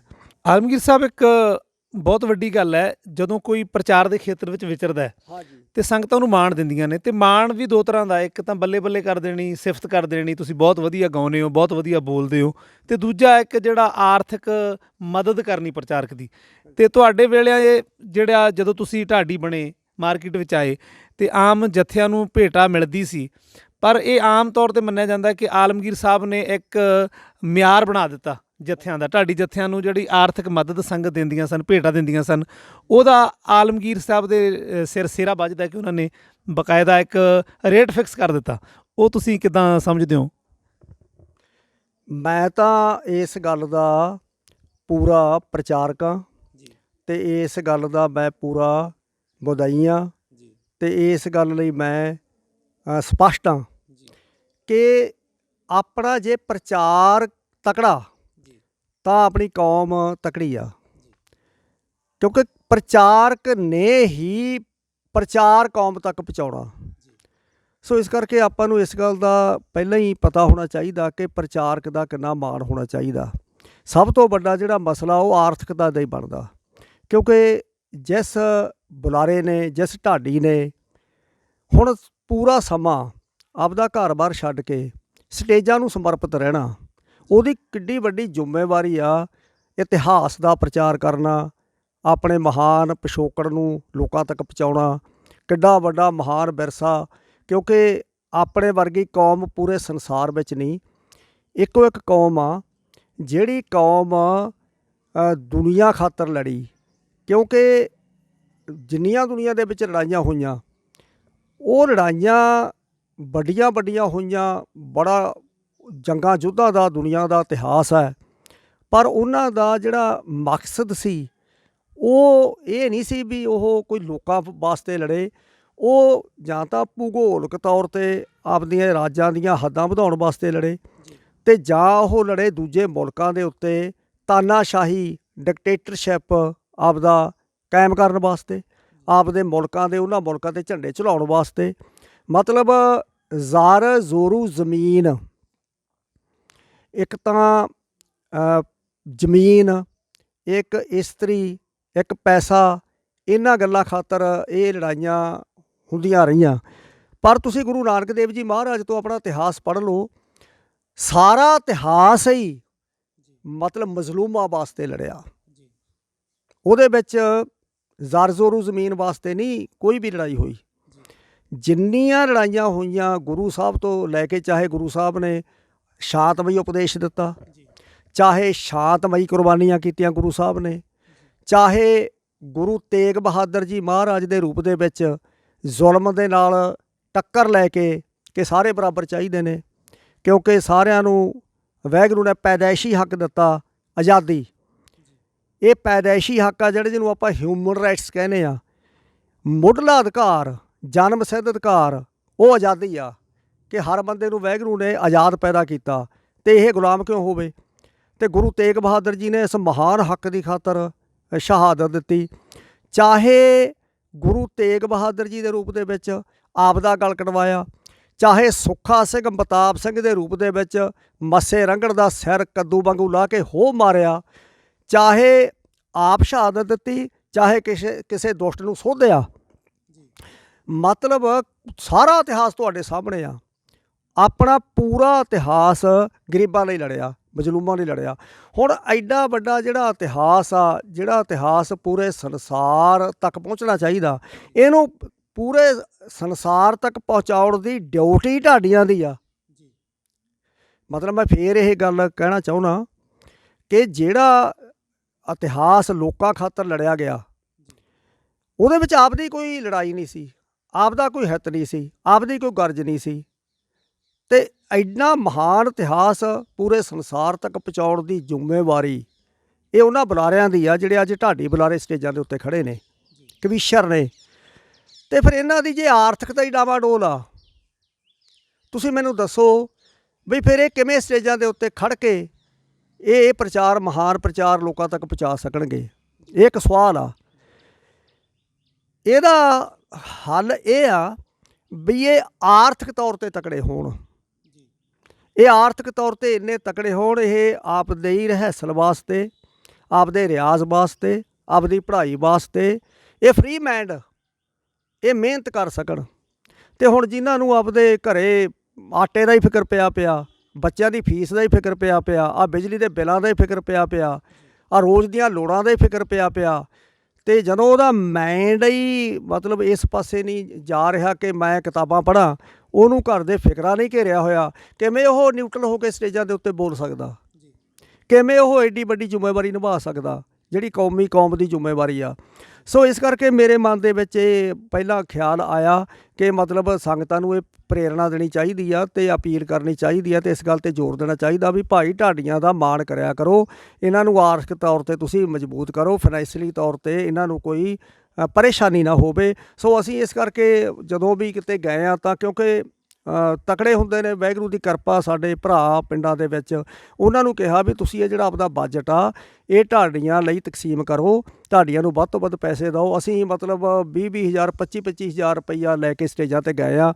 ਉਹ ਇਹਦਾ ਇਹ ਕਿਹੜੇ ਸੰਨ ਦੀ ਗੱਲ ਕਰ ਰਹੇ ਹੋ ਜੀ? ਸ਼ੁਰੂਆਤੀ ਦੌਰ ਦੀ? ਇਹ ਉਹ ਬਸ 92-93 ਇਹਨਾਂ ਵੇਲਿਆਂ ਦੀਆਂ ਗੱਲਾਂ ਨੇ। ਮੇਰਾ ਖਿਆਲ ਆ ਉਸ ਵੇਲੇ ਜਿਹੜੇ ਗਾਉਣ ਵਾਲੇ ਕਲਾਕਾਰ ਉਹਨਾਂ ਦੀ ਭੇਟਾ ਵੀ ਉਦੋਂ ਘੱਟ ਸੀ, ਉਹਨਾਂ ਦੀਆਂ ਜਿਹੜੀਆਂ ਸਾਈਆਂ ਸਨ। ਮੇਰਾ ਖਿਆਲ ਹੈ ਕਿ ਉਸ ਦੌਰ ਵਿੱਚ ਚਰਨ ਸਿੰਘ ਆਲਮਗੀਰ ਨੇ ਬਹੁਤ ਵੱਡੀ ਪਹਿਲ ਕਦਮੀ ਕੀਤੀ ਇਸ ਪੱਖ ਤੋਂ, ਭੇਟਾ ਵਾਲੇ ਪੱਖ ਤੋਂ।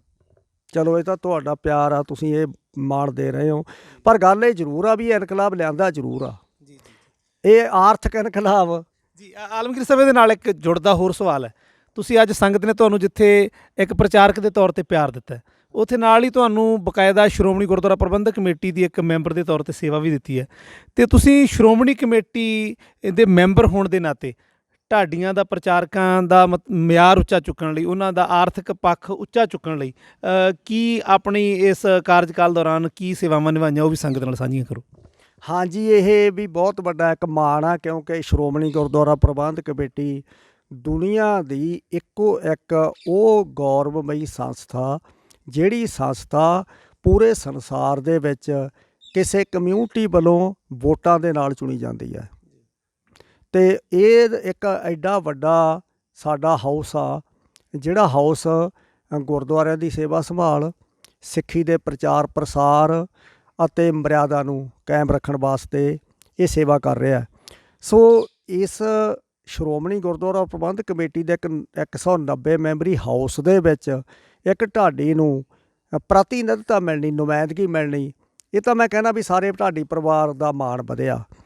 ਆਪਾਂ ਨੂੰ ਇਹਦੇ ਵਿੱਚ ਇਸ ਮੰਚ ਤੇ ਜਾ ਕੇ ਬੋਲਣ ਦਾ ਮੌਕਾ ਮਿਲਿਆ ਤੇ ਸ਼੍ਰੋਮਣੀ ਗੁਰਦੁਆਰਾ ਪ੍ਰਬੰਧਕ ਕਮੇਟੀ ਦੇ ਪਲੇਟਫਾਰਮ ਤੋਂ ਆਪਾਂ ਸਿੱਖੀ ਦੀ ਗੱਲ ਕਹਿ ਰਹੇ ਹਾਂ, ਢਾਡੀਆਂ ਦੀ ਗੱਲ ਕਰ ਰਹੇ ਹਾਂ, ਪ੍ਰਚਾਰਕਾਂ ਦੀ ਗੱਲ ਕਰ ਰਹੇ ਹਾਂ।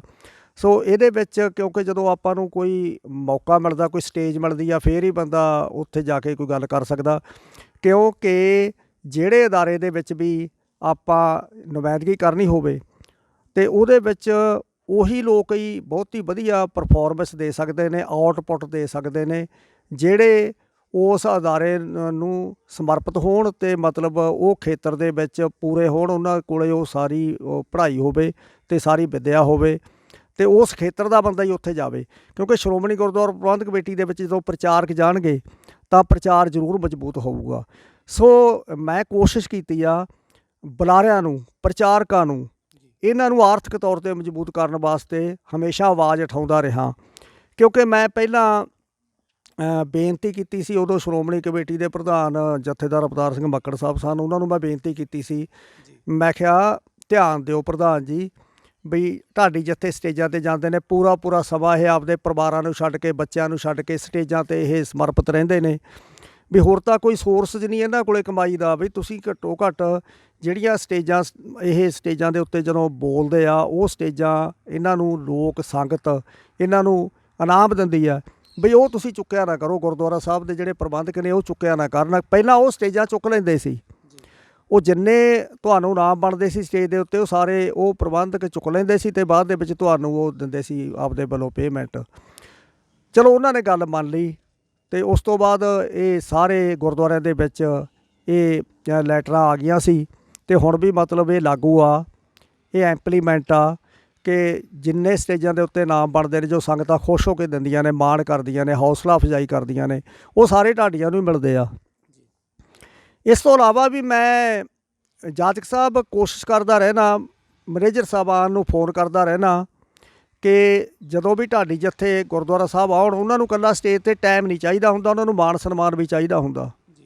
ਸ਼੍ਰੋਮਣੀ ਕਮੇਟੀ ਮੈਂਬਰ ਦੇ ਤੌਰ 'ਤੇ ਮੇਰਾ ਫਰਜ਼ ਵੀ ਬਣਦਾ, ਕਿਉਂਕਿ ਮੈਂ ਇਸੇ ਭਾਈਚਾਰੇ ਦੇ ਵਿੱਚੋਂ ਸ਼੍ਰੋਮਣੀ ਗੁਰਦੁਆਰਾ ਪ੍ਰਬੰਧਕ ਕਮੇਟੀ ਦੀ ਨੁਮਾਇੰਦਗੀ ਲਈ ਆ, ਮੇਰਾ ਫਰਜ਼ ਵੀ ਬਣਦਾ ਇਸ ਭਾਈਚਾਰੇ ਦਾ, ਪ੍ਰਚਾਰਕ ਸ਼੍ਰੇਣੀ ਦਾ ਮਾਣ ਸਨਮਾਨ ਬਹਾਲ ਰੱਖਣਾ। ਸੋ ਇਸ ਕਰਕੇ ਮੇਰੇ ਕੋਲੇ ਆਉਂਦੇ ਵੀ ਰਹਿੰਦੇ ਨੇ ਸਾਰੇ ਮੇਰੇ ਭਰਾ ਸ਼ਾਗਿਰਦ।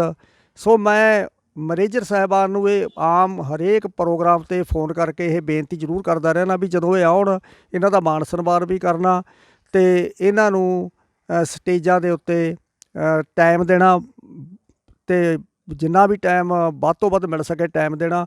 ਸੋ ਅਸੀਂ ਗੁਰਦੁਆਰਾ ਮੰਜੀ ਸਾਹਿਬ ਆਲਮਗੀਰ ਵੀ ਇੱਕ ਲੜੀ ਹੋਈ ਚਲਾਤੀ, ਬਾਕੀ ਗੁਰਦੁਆਰਾ ਸਾਹਿਬ ਵੀ ਜਿਹੜੇ ਸ਼੍ਰੋਮਣੀ ਕਮੇਟੀ ਦੇ, ਕਿਉਂਕਿ ਗੁਰਦੁਆਰਾ ਸਾਹਿਬ ਨੇ ਪ੍ਰਬੰਧਕਾਂ ਸੀ, ਉੱਥੇ ਵੀ ਮੈਂ ਇਹ ਤਕਰੀਬਨ ਬੇਨਤੀ ਕੀਤੀ ਆ ਬਈ 3-4 ਜੱਥੇ ਬੁਲਾਏ ਜਾਣ, ਉਹਨਾਂ ਨੂੰ ਵੱਧ ਤੋਂ ਵੱਧ ਟਾਈਮ ਦਿੱਤਾ ਜਾਵੇ। ਫਿਰ ਉਸ ਤੋਂ ਅਗਲਾ ਜਿਹੜਾ ਨੈਕਸਟ ਐਤਵਾਰ ਹੋਵੇ ਜਾਂ ਹੋਰ ਕੋਈ ਦਿਨ ਤਿਉਹਾਰ ਹੋਵੇ, ਉਦੋਂ ਇਹਨਾਂ ਨੂੰ ਫਿਰ ਬਦਲ ਕੇ ਟਾਈਮ ਦਿੱਤਾ ਜਾਵੇ। ਸੋ ਆਲਮਗੀਰ ਵੀ ਲੜੀ ਚਲਾਈ ਹੋਈ ਆ, ਆਲਮਗੀਰ ਅਸੀਂ ਲਾਈਵ ਚਲਾਉਂਦੇ ਆ ਤੇ ਨਾਲੇ ਹਾਜ਼ਰ ਰਹੀਦਾ, ਕਿਉਂਕਿ ਜਦੋਂ ਆਪਾਂ ਹਾਜ਼ਰ ਰਹਿੰਦੇ ਆ ਤਾਂ ਆਪ ਸੁਣਦੇ ਆ ਤਾਂ ਹੌਸਲਾ ਵੱਧਦਾ ਇਹ ਸਾਡੇ ਢਾਡੀ ਪਰਿਵਾਰ ਦਾ।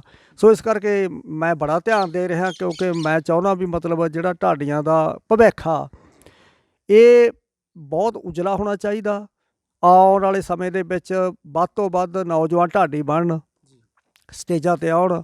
ਪਰ ਗੱਲ ਇਹ ਆ ਵੀ ਮਤਲਬ ਸੰਗਤਾਂ ਨੂੰ ਵੀ ਬੇਨਤੀ ਆ ਵੀ ਵੱਧ ਤੋਂ ਵੱਧ ਢਾਡੀਆਂ ਨੂੰ ਆਰਥਿਕ ਤੌਰ 'ਤੇ ਵੀ ਮਦਦ ਦਿਆ ਕਰੋ ਤੁਸੀਂ, ਕਿਉਂਕਿ ਆਪਾਂ ਇਹ ਨਹੀਂ ਕਹਿੰਦੇ ਬਈ ਹੋਰ ਐਕਟੀਵਿਟੀਆਂ ਨਹੀਂ ਹੋਣੀਆਂ ਚਾਹੀਦੀਆਂ, ਖੇਡਾਂ ਵੀ ਕਰਾਉਣੀਆਂ ਚਾਹੀਦੀਆਂ ਨੇ, ਕੱਪ ਵੀ ਕਰਾਉਣੇ ਚਾਹੀਦੇ ਨੇ ਤੇ ਉਹ ਕਿਉਂਕਿ ਉਹ ਵੀ ਇੱਕ ਸਿਹਤ ਨੂੰ ਸੰਭਾਲਣ ਵਾਸਤੇ, ਕਿਉਂਕਿ ਨੌਜਵਾਨ ਗਰਾਊਂਡ ਦੇ ਵਿੱਚ ਹੋਣਗੇ ਤਾਂ ਉਹਦੇ ਨਾਲ ਆਪਾਂ ਨੂੰ ਇਸ ਗੱਲ ਦਾ ਫਿਕਰ ਨਹੀਂ ਹੋਊਗਾ ਵੀ ਇਹ ਦੂਜੇ ਪਾਸੇ ਚਲੇ ਜਾਣਗੇ, ਕੋਈ ਨਸ਼ਿਆਂ ਵੱਲ ਨੂੰ ਚਲੇ ਜਾਣਗੇ। ਕਿਉਂਕਿ ਜਿਹੜਾ ਬੱਚਾ ਸਿਹਤ ਨੂੰ ਪਿਆਰ ਕਰਨ ਲੱਗ ਗਿਆ ਉਹ ਇਸੇ ਕਰਕੇ ਕਰੂਗਾ ਜੇ ਉਹ ਗਰਾਊਂਡ 'ਚ ਆ। ਅਤੇ ਇਸੇ ਤਰ੍ਹਾਂ ਜਿਹੜੀ ਮਾਨਸਿਕ ਸਿਹਤ ਆ ਕੌਮ ਦੀ, ਜਿਵੇਂ ਆਪਾਂ ਫਿਜ਼ੀਕਲੀ ਤੌਰ 'ਤੇ ਆਪਣੇ ਆਉਣ ਵਾਲੀ ਪੀੜ੍ਹੀ ਨੂੰ ਰਿਸ਼ਟ ਪੁਸ਼ਟ ਕਰਨਾ, ਅਤੇ ਪਰ ਜਿਹੜੀ ਮਾਨਸਿਕ ਸਿਹਤ ਆ ਕੌਮ ਦੀ ਇਹ ਇਤਿਹਾਸ ਨਾਲ ਬਲਵਾਨ ਹੁੰਦੀ ਆ। ਜਿਵੇਂ ਜਿਸ ਤਰ੍ਹਾਂ ਕਹਾਵਤ ਹੈ ਕਿ ਇੱਕ ਅਰੋਗ ਸਰੀਰ ਵਿੱਚ ਹੀ ਇੱਕ ਅਰੋਗ ਮਨ ਦਾ ਨਿਵਾਸ ਹੁੰਦਾ। ਬਿਲਕੁਲ ਜੀ। ਉਸਤਾਦ ਸਾਹਿਬ ਤੁਹਾਡਾ ਜਦੋਂ ਅਸੀਂ ਗੱਲ ਕਰਦੇ ਹਾਂ ਸ਼ਾਗਿਰਦਾਂ ਦੀ, ਤੁਸੀਂ ਨਵੀਂ ਪੀੜ੍ਹੀ ਦੀ ਗੱਲ ਕੀਤੀ, ਆਉਣ ਵਾਲੇ ਢਾਡੀਆਂ ਦੀ ਨਵੀਂ ਪੀੜ੍ਹੀ ਨੂੰ, ਆਪਣੇ ਸ਼ਾਗਿਰਦਾਂ ਨੂੰ, ਤੁਹਾਡੇ ਵੈਸੇ ਕਿੰਨੇ ਕੁ ਸ਼ਾਗਿਰਦ ਨੇ ਹੁਣ ਤੱਕ? ਸ਼ਗਿਰਦ ਤਾਂ ਹੁਣ ਫਿਰ ਮੈਂ ਜੇ ਨਾ ਲਵਾਂ ਫਿਰ ਤਾਂ ਉਹ ਗੱਲ ਹੋ ਜਾਂਦੀ ਆ, ਜਿਵੇਂ ਕੋਈ ਆਪਦੇ ਬਾਪ ਨੂੰ ਕਹੇ ਵੀ ਤੇਰੇ ਜਿੰਨੇ ਬੱਚੇ ਨੇ ਇਹਨਾਂ ਚੋਂ ਕਿਹੜਾ ਬਹੁਤਾ ਜ਼ਿਆਦਾ ਤੈਨੂੰ ਪਿਆਰਾ, ਕਿਉਂਕਿ ਇਹ ਤਾਂ ਇੱਕ ਟਕਸਾਲ ਹੀ ਆ ਜਾਤਕ ਸਾਹਿਬ। ਮੈਂ ਉਹੀ ਗੱਲ ਦੱਸਦਾ ਨਾ ਵੀ ਜਿਵੇਂ ਇਹਨੂੰ ਇੱਕ ਇਨਕਲਾਬ ਕਿਹਾ ਜਾ ਸਕਦਾ। ਇਨਕਲਾਬ ਇਹ ਹੁੰਦਾ ਵੀ ਮਤਲਬ ਆਉਣ ਵਾਲੀ ਪੀੜ੍ਹੀ ਉਸ ਪਾਸੇ ਨੂੰ ਪ੍ਰੇਰਿਤ ਹੋਵੇ, ਅਤੇ ਇੱਕ ਇਨਕਲਾਬ ਹੀ ਸੀ ਵੀ ਜਦੋਂ ਅਸੀਂ ਬੜੇ ਜ਼ੋਰ ਸ਼ੋਰ ਨਾਲ ਸਟੇਜਾਂ ਦੇ ਉੱਤੇ ਆਏ ਤਾਂ ਇੱਕ ਤਰ੍ਹਾਂ ਦੇ ਨਾਲ ਨੌਜਵਾਨਾਂ 'ਚ ਲਹਿਰ ਹੀ ਚੱਲ ਪਈ ਵੀ ਮਤਲਬ ਮੈਂ ਵੀ ਇਸੇ ਤਰ੍ਹਾਂ ਦਾ ਬੁਲਾਰਾ ਬਣਨਾ, ਮੈਂ ਵੀ ਇਸੇ ਤਰ੍ਹਾਂ ਦਾ ਲੈਕਚਰ ਕਰਨਾ, ਅਸੀਂ ਵੀ ਇਸੇ ਤਰ੍ਹਾਂ ਗਾਵਾਂਗੇ ਜਿਵੇਂ ਆਲਮਗੀਰੀਏ ਗਾਉਂਦੇ ਨੇ। ਸੋ ਪਰ ਇੱਕ ਗੱਲ ਉਸਤਾਦ ਤੁਹਾਡੀ ਉਸਤਾਦ ਸਾਹਿਬ ਵਿੱਚ ਹੈ ਕਿ ਤੁਸੀਂ ਗੱਲ ਕੀਤੀ ਹੈ ਨੌਜਵਾਨ ਪੀੜ੍ਹੀ ਦੀ।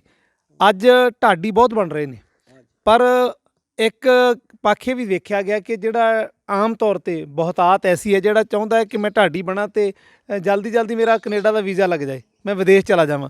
ਬੇਸ਼ੱਕ ਤੁਸੀਂ ਇਸ ਖੇਤਰ ਵਿੱਚ ਵਿਚਰੇ, ਵਿਦੇਸ਼ ਵੀ ਗਏ, ਪਰ ਤੁਹਾਡੀ ਇੰਡੀਆ ਵਿੱਚ ਮੰਗ ਹੀ ਇੰਨੀ ਸੀ ਕਿ ਤੁਹਾਡੇ ਕੋਲ ਵਿਦੇਸ਼ ਜਾਣ ਦਾ ਸਮਾਂ ਹੀ ਨਹੀਂ ਸੀ, ਬਹੁਤ ਘੱਟ ਗਏ। ਸੋ ਤੁਸੀਂ ਆਉਣ ਵਾਲੀ ਜਿਹੜੀ ਪੀੜ੍ਹੀ ਹੈ ਉਹਨੂੰ ਕੀ ਕਹਿਣਾ ਚਾਹੋਗੇ ਜੇ ਢਾਡੀ ਬਣਨਾ ਅਤੇ ਕਿੱਦਾਂ ਦੇ ਬਣਨਾ, ਕਿਵੇਂ ਬਣਨਾ, ਕਿੰਨੀ ਕੁ ਮਿਹਨਤ ਕਰਨੀ ਹੈ? ਕੋਈ ਸੰਦੇਸ਼ ਤੁਹਾਡਾ ਕੀ ਹੈ ਆਉਣ ਵਾਲੀ ਨੌਜਵਾਨ ਪੀੜ੍ਹੀ ਲਈ, ਢਾਡੀਆਂ ਲਈ? ਜਾਚਕ ਸਾਹਿਬ, ਮਿਹਨਤ ਕਰਨੀ ਬਹੁਤ ਜ਼ਰੂਰੀ ਆ। ਤੁਸੀਂ ਮੰਗ ਪੈਦਾ ਕਰੋ, ਤੁਹਾਡੀ ਡਿਮਾਂਡ ਹੋਵੇ, ਅਤੇ ਤੁਸੀਂ ਹਮੇਸ਼ਾ ਮਿਹਨਤ ਕਰੋ, ਸਟੱਡੀ ਕਰੋ, ਰਿਆਜ਼ ਕਰੋ, ਸਟੇਜਾਂ ਦੇ ਉੱਤੇ ਵੱਧ ਤੋਂ ਵੱਧ ਜਾ ਕੇ ਪ੍ਰੋਗਰਾਮ ਲਾਓ ਤਾਂ ਕਿ ਤੁਹਾਨੂੰ ਇੱਕ ਐਕਸਪੀਰੀਅੰਸ ਹੋ ਜਾਵੇ ਅਤੇ ਮਤਲਬ ਤੁਸੀਂ ਸਟੈਬਲਿਸ਼ ਹੋ ਜਾਵੋ, ਸਥਾਪਿਤ ਹੋਵੋ। ਉਸ ਤੋਂ ਬਾਅਦ ਆਪਣੇ ਆਪ ਹੀ ਫਿਰ ਤੁਹਾਨੂੰ ਸੰਗਤਾਂ ਪਿਆਰ ਕਰਨਗੀਆਂ ਅਤੇ ਤੁਹਾਨੂੰ ਆਪ ਸਟੇਜਾਂ 'ਤੇ ਬੁਲਾਉਣਗੇ, ਬੁਲਾ ਕੇ ਤੁਹਾਨੂੰ ਪੂਰਾ ਮਾਣ ਦੇਣਗੇ।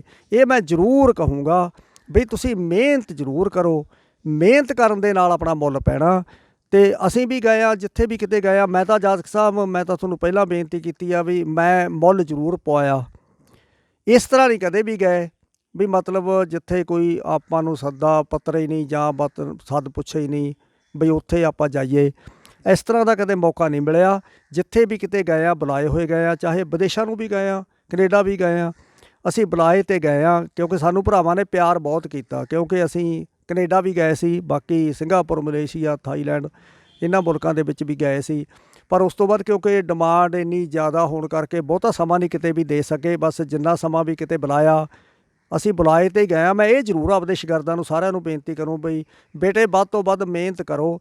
ਜਦੋਂ ਤੁਸੀਂ ਮਿਹਨਤ ਕਰੋਗੇ ਫਿਰ ਆਪੇ ਹੀ ਤੁਹਾਡਾ ਮੁੱਲ ਪਊਗਾ, ਆਪੇ ਹੀ ਤੁਹਾਡਾ ਮਾਣ ਸਤਿਕਾਰ ਹੋਊਗਾ, ਆਪੇ ਤੁਹਾਨੂੰ ਬੁਲਾਉਣਗੇ। ਤੁਸੀਂ ਠੀਕ ਆ, ਮਾਰਕੀਟ ਬਣਾਉਣ ਵਾਸਤੇ ਤੁਸੀਂ ਜਾਓ, ਕਿਉਂਕਿ ਜਿੰਨਾ ਚਿਰ ਆਪਾਂ ਮਾਰਕੀਟ ਬਣਾਉਣੀ ਆ ਉਨਾ ਚਿਰ ਤਾਂ ਆਪਾਂ ਨੂੰ ਜਾਣਾ ਹੀ ਪਊਗਾ, ਕਿਉਂਕਿ ਜਦੋਂ ਆਪਾਂ ਜਾਵਾਂਗੇ ਤਾਂ ਹੀ ਆਪਾਂ ਨੂੰ ਕੋਈ ਸੁਣੂਗਾ। ਜਿੰਨੇ ਕਿਤੇ ਪ੍ਰੋਗਰਾਮ ਚੱਲਦੇ ਰਹਿੰਦੇ ਨੇ ਗੁਰੂ ਘਰਾਂ ਦੇ ਵਿੱਚ, ਇੱਥੇ ਵੀ ਤੁਸੀਂ ਜਾਇਆ ਕਰੋ, ਪ੍ਰੋਗਰਾਮ ਲਾਇਆ ਕਰੋ, ਕਿਉਂਕਿ ਸੰਗਤਾਂ ਜਦੋਂ ਆਪਾਂ ਨੂੰ ਜਾਣਨ ਲੱਗਦੀਆਂ ਨੇ ਤਾਂ ਹੀ ਫਿਰ ਆਪਾਂ ਨੂੰ ਉਹ ਪ੍ਰੋਗਰਾਮ ਦਿੰਦੇ ਆ। ਪਰ ਕੋਸ਼ਿਸ਼ ਕਰੋ ਤੁਸੀਂ ਬਈ ਆਪਦਾ ਮੁੱਲ ਜ਼ਰੂਰ ਪਵਾਓ, ਮਤਲਬ ਬੇਮਾਣੇ ਨਾ ਤੁਸੀਂ ਕਿਤੇ ਵੀ ਜਾਓ, ਤੁਸੀਂ ਆਪਦਾ ਮੁੱਲ ਪਵਾ ਕੇ ਜਾਓ। ਇਹ ਮੈਂ ਜ਼ਰੂਰ ਕਹੂੰਗਾ ਵੀ ਤੁਸੀਂ ਵੱਧ ਤੋਂ ਵੱਧ ਮਤਲਬ ਮਿਹਨਤ ਕਰੋ, ਆਪਣੇ ਆਪ ਨੂੰ ਤੁਸੀਂ ਸਥਾਪਿਤ ਕਰੋ। ਜਦ ਅਸੀਂ ਗੱਲ ਕਰਦੇ ਹਾਂ ਕੈਸਟ ਰਿਕਾਰਡਿੰਗ ਦੀ, ਅਤੇ ਤੁਹਾਡੀਆਂ ਹੁਣ ਤੱਕ ਮਾਰਕੀਟ ਵਿੱਚ ਕਿੰਨੀਆਂ ਕੈਸਟਾਂ ਆਈਆਂ ਜਿਹੜੀਆਂ ਮਾਰਕੀਟ ਵਿੱਚ ਸੰਗਤ ਨੇ ਜਿਨ੍ਹਾਂ ਨੂੰ ਭਰਪੂਰ ਹੁੰਗਾਰਾ ਦਿੱਤਾ? ਕੈਸਟਾਂ ਤਾਂ ਸਾਡੀਆਂ 30-35 ਹੋਣਗੀਆਂ ਜੀ, ਜਿਹੜੀਆਂ ਮਤਲਬ ਆਡੀਓ ਕੈਸਟਾਂ ਉਦੋਂ ਮਤਲਬ ਪਹਿਲਾਂ ਆਪਾਂ ਸੁਣਦੇ ਹੁੰਦੇ ਸੀ। ਉਹ ਜਿਹੜੀ ਕੈਸਟ ਟੇਪ ਰਿਕਾਰਡ ਦੇ ਵਿੱਚ ਪਾ ਕੇ ਆਪਾਂ ਸੁਣਦੇ ਹੁੰਦੇ ਸੀ, ਉਹ ਸਾਡੀਆਂ ਕੈਸਟਾਂ ਬਹੁਤੀਆਂ ਰਿਕਾਰਡ ਹੋਈਆਂ ਸੀਗੀਆਂ। ਹੁਣ ਤਾਂ YouTube 'ਤੇ ਆਮ ਤੁਸੀਂ ਸੁਣ ਸਕਦੇ ਹੋ, ਦੇਖ ਸਕਦੇ ਹੋ, ਸਾਰਾ ਮੈਟਰ ਆਪਣਾ ਰਿਕਾਰਡ ਹੋਇਆ ਸਾਰਾ ਇਹਦੇ ਵਿੱਚ ਹੁਣ ਪਾ ਦਿੱਤਾ ਨੈੱਟ ਦੇ ਵਿੱਚ। ਸੋ ਉਹ ਕੈਸਟਾਂ ਤਾਂ ਸਾਡੀਆਂ ਬਹੁਤ ਨੇ ਜਾਤਕ ਸਾਹਿਬ। ਦਰਜਨਾਂ ਕੈਸਟਾਂ ਤੁਹਾਡੇ ਆਈਆਂ। ਅਤੇ ਜਦ ਅਸੀਂ ਕੈਸਟ ਵਿੱਚ ਤੁਹਾਡੇ ਜੱਥੇ ਦੀ ਗੱਲ ਕਰਦੇ ਹਾਂ, ਆਮ ਤੌਰ 'ਤੇ ਤੁਹਾਡੇ ਨਾਲ ਤੁਹਾਡੇ ਦੋਨੋਂ ਸਕੇ ਭਰਾ ਗੁਰਪਾਲ ਸਿੰਘ ਅਤੇ ਜੀਤ ਸਿੰਘ ਆਲਮਗੀਰ ਵਿਚਰੇ। ਪਰ ਆਲਮਗੀਰ ਸਾਹਿਬ, ਇੱਕ ਵਾਰ ਕੈਸਟਾਂ ਵਿੱਚ ਇਹ ਵੀ ਵੇਖਿਆ ਗਿਆ ਕਿ ਤੁਹਾਡੇ ਦੋਨੋਂ ਭਾਈ ਤੁਹਾਡੇ ਨਾਲੋਂ ਅਲੱਗ ਸਨ।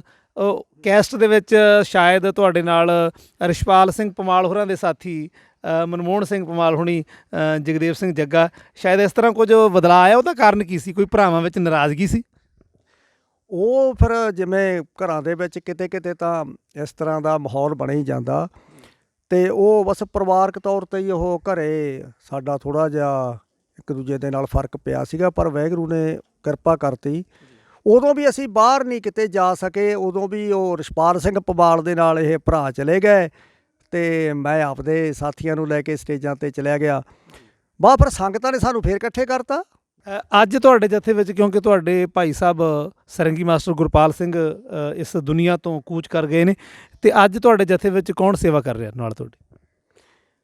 ਇਹ ਵੀ ਜਾਚਕ ਸਾਹਿਬ ਅਸਲ ਦੇ ਵਿੱਚ ਗੁਰੂ ਸਾਹਿਬ ਦੀ ਖੇਡ ਆ। ਇਹ ਗੁਰੂ ਸਾਹਿਬ ਨੇ ਜਿਸ ਪਰਿਵਾਰ ਨੂੰ ਕੋਈ ਮਾਣ ਦੇਣਾ, ਗੁਰੂ ਸਾਹਿਬ ਉਸੇ ਤੇ ਇਹ ਬਖਸ਼ਿਸ਼ ਕਰਦੇ ਆ।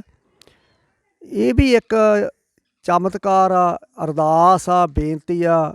ਇਹ ਜਿਹੜਾ ਵਾਪਰਿਆ ਮੇਰੇ ਮਨ 'ਚ ਸੀ ਬਈ ਗੁਰਪਾਲ ਸਿੰਘ ਦਾ ਵਿਛੋੜਾ ਇਹ ਇਕੱਲਾ ਸਾਨੂੰ ਨਹੀਂ ਘਾਟਾ, ਇਹ ਸਟੇਜਾਂ ਨੂੰ ਹੀ ਘਾਟਾ ਪੈ ਗਿਆ। ਮਤਲਬ ਢਾਡੀ ਆਕਾਸ਼ ਇੱਕ ਸੰਗੀਤਕਾਰ ਤੋਂ ਵਾਂਝਾ ਹੋ ਗਿਆ। ਸੋ ਇਹ ਬੜਾ ਘਾਟਾ ਮਹਿਸੂਸ ਹੋ ਰਿਹਾ ਸੀ, ਕਿਉਂਕਿ ਪਰਿਵਾਰ ਨੂੰ ਨਹੀਂ ਸੀ, ਸਟੇਜਾਂ ਨੂੰ ਸੀ, ਸਰੋਤਿਆਂ ਨੂੰ ਸੀ, ਢਾਡੀਆਂ ਨੂੰ ਸੀ। ਸੋ ਬਈ ਇਹ ਘਾਟਾ ਪੂਰਾ ਤਾਂ ਹੋ ਨਹੀਂ ਸਕਦਾ। ਵੀ ਸੱਚੇ ਪਾਤਸ਼ਾਹ ਕਿਰਪਾ ਕਰੇ, ਬਈ ਕੋਈ ਬਖਸ਼ਿਸ਼ ਕਰੇ, ਬੱਚਿਆਂ ਦੇ ਵਿੱਚੋਂ ਕੋਈ ਬੱਚਾ ਸਟੇਜ 'ਤੇ ਆਵੇ। ਇਹ ਬੇਨਤੀ ਸੀ ਗੁਰੂ ਸਾਹਿਬ ਦੇ ਚਰਨਾਂ ਦੇ ਵਿੱਚ। ਮਹਾਰਾਜ ਨੇ ਉਹ ਬੇਨਤੀ ਪ੍ਰਵਾਨ ਕੀਤੀ। ਜਿਹੜਾ ਮੇਰਾ ਬੇਟਾ ਗੁਰਪ੍ਰੀਤ ਸਿੰਘ ਪੀਤਾ, ਇਹ ਛੋਟਾ ਬੇਟਾ, 2 ਬੇਟੇ ਨੇ।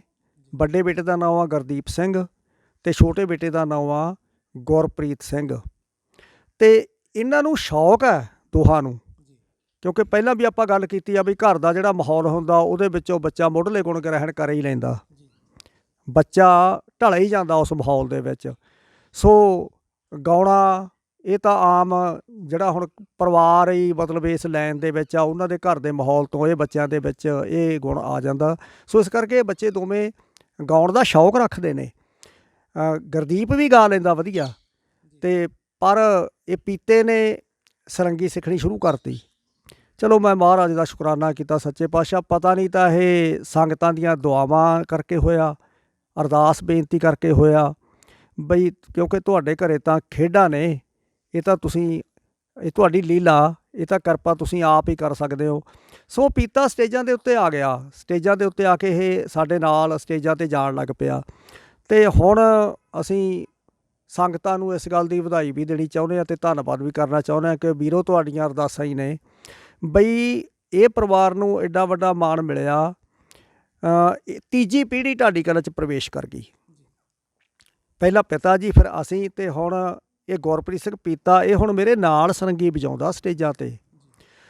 ਤੋ ਉਹ ਪਹਿਲਾਂ ਵੀ ਆਪਾਂ ਗੱਲ ਕੀਤੀ ਆ ਬਈ ਇਹਦੇ ਨਾਲ ਇੱਕ ਤਾਂ ਮੇਰੀ ਲੰਬੀ ਉਮਰ ਹੋ ਗਈ, ਕਿਉਂਕਿ ਇਹ ਸਟੇਜ 'ਤੇ ਹੁਣ ਰਹੂਗਾ ਅਤੇ ਮੇਰਾ ਨਾਂ ਵੀ ਨਾਲ ਗੂੰਜੂਗਾ। ਅਤੇ ਇੱਕ ਸਾਡੀ ਸਾਂਝ ਸਾਡੇ ਵੀਰਾਂ ਨਾਲ ਜਿਹੜੇ ਹੁਣ ਸੁਣ ਰਹੇ ਨੇ ਸਾਨੂੰ, ਆਪਾਂ ਨੂੰ ਗੱਲਾਂ ਬਾਤਾਂ ਕਰਦਿਆਂ ਨੂੰ ਕਿੰਨੇ ਸਾਡੇ ਵੀਰ ਸੁਣ ਰਹੇ ਨੇ। ਸੋ ਇਹਨਾਂ ਵੀਰਾਂ ਨੂੰ ਸਾਰਿਆਂ ਨੂੰ ਵੀ ਇਸ ਗੱਲ ਦਾ ਬੜਾ ਮਾਣ ਹੋ ਗਿਆ ਵੀ ਹੁਣ ਸਾਡੀ ਸਾਂਝ ਬਣੀ ਰਹੂਗੀ, ਆਉਂਦੇ ਜਾਂਦੇ ਰਹਾਂਗੇ, ਮਿਲਦੇ ਗਿਲਦੇ ਰਹਾਂਗੇ, ਤੁਹਾਨੂੰ ਗਲਵਕੜੀਆਂ ਪੈਂਦੀਆਂ ਰਹਿਣਗੀਆਂ। ਆਲਮਗੀਰ ਸਾਹਿਬ, ਕੋਈ ਤੁਹਾਡੇ ਜੀਵਨ ਦੀ, ਢਾਡੀ ਸਫ਼ਰ ਦੀ ਕੋਈ ਉਹ ਭੁੱਲ ਯਾਦ? ਵੈਸੇ ਤਾਂ ਯਾਦਾਂ ਬਹੁਤ ਹੁੰਦੀਆਂ ਨੇ, ਪਰ ਕੋਈ ਇਹੋ ਜਿਹੀ ਯਾਦ ਜਿਹਨੂੰ ਤੁਸੀਂ ਭੁੱਲ ਨਾ ਸਕਦੇ ਹੋ? ਭੁੱਲ ਯਾਦ ਮੈਂ ਪਹਿਲਾਂ ਵੀ ਦੱਸਿਆ ਬਈ ਬੜੀਆਂ ਭੁੱਲ ਯਾਦਾਂ ਨੇ। ਜਦੋਂ ਨਾ ਅਸੀਂ ਇਹ ਕੈਸਟ ਰਿਕਾਰਡ ਕਰਵਾਈ ਸੀਗੀ, ਖੂਨ ਦਾ ਬਦਲਾ ਖੂਨ, ਅਤੇ ਉਦੋਂ ਮੇਲਾ ਲੱਗਿਆ ਇੱਕ, ਜਗਦੇਵ ਸਿੰਘ ਜੱਸੋਵਾਲ ਸਾਹਿਬ ਮੇਲਾ ਲਾਉਂਦੇ ਹੁੰਦੇ ਸੀ ਪੰਜਾਬੀ ਭਵਨ ਦੇ ਵਿੱਚ, ਅਤੇ ਪੱਖੋਵਾਲ ਰੋਡ ਦੇ ਕੋਲੇ ਉਹ ਮੇਲਾ ਲਾਇਆ ਉਹ ਇਹਨਾਂ ਨੇ ਉਸ ਸਾਲ 92 ਦੇ ਵਿੱਚ।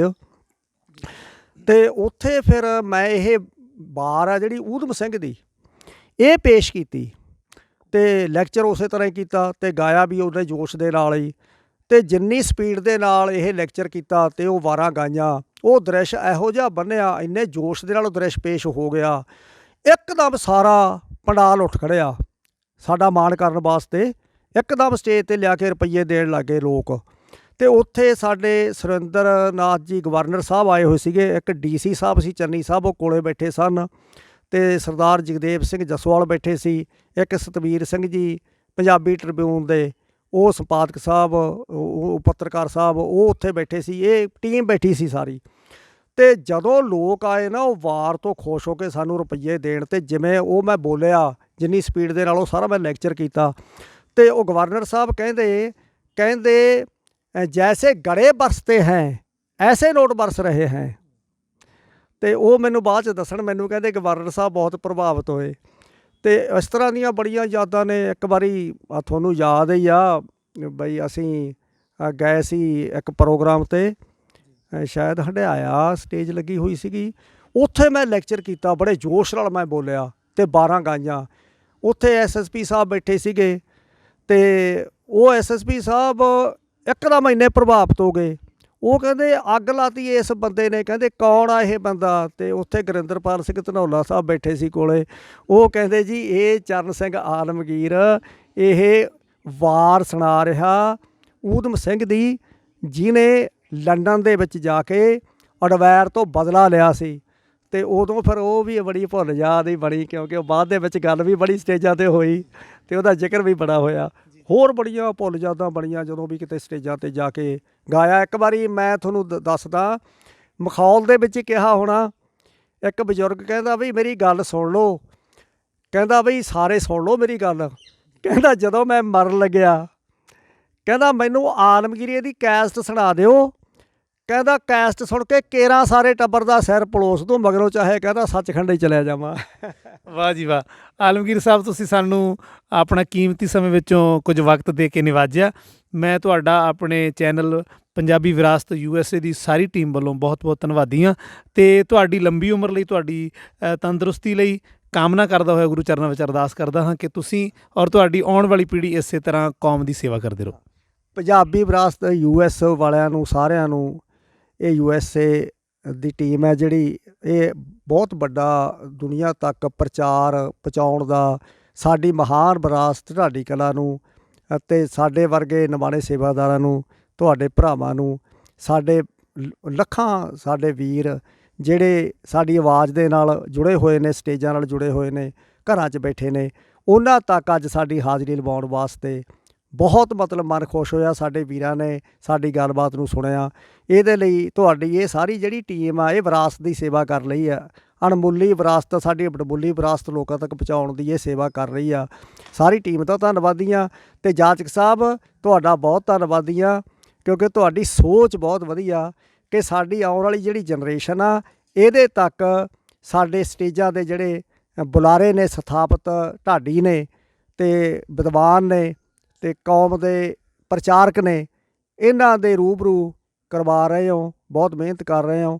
ਸੋ ਮੈਂ ਅਰਦਾਸ ਕਰਦਾ ਕਿ ਵਾਹਿਗੁਰੂ ਤੁਹਾਡਾ ਜਿਹੜਾ ਇਹ ਐਫਰਟ ਹੈ, ਇਹਦੇ ਵਿੱਚ ਤੁਹਾਨੂੰ ਸਫਲਤਾ ਬਖਸ਼ਣ। ਵਾਹਿਗੁਰੂ ਜੀ ਕਾ ਖਾਲਸਾ, ਵਾਹਿਗੁਰੂ ਜੀ ਕੀ ਫਤਿਹ। ਸਰੋਤਿਓ, ਤੁਸੀਂ ਸਰਵਣ ਕੀਤਾ, ਮੇਰੇ ਨਾਲ ਸਨ ਢਾਡੀ ਜਗਤ ਦੇ ਆਕਾਸ਼ ਉੱਪਰ ਪੂਰੀ ਸ਼ਿੱਦਤ ਨਾਲ ਚਮਕ ਰਹੇ ਧਰੂ ਤਾਰੇ ਗਿਆਨੀ ਚਰਨ ਸਿੰਘ ਆਲਮਗੀਰ ਜੀ।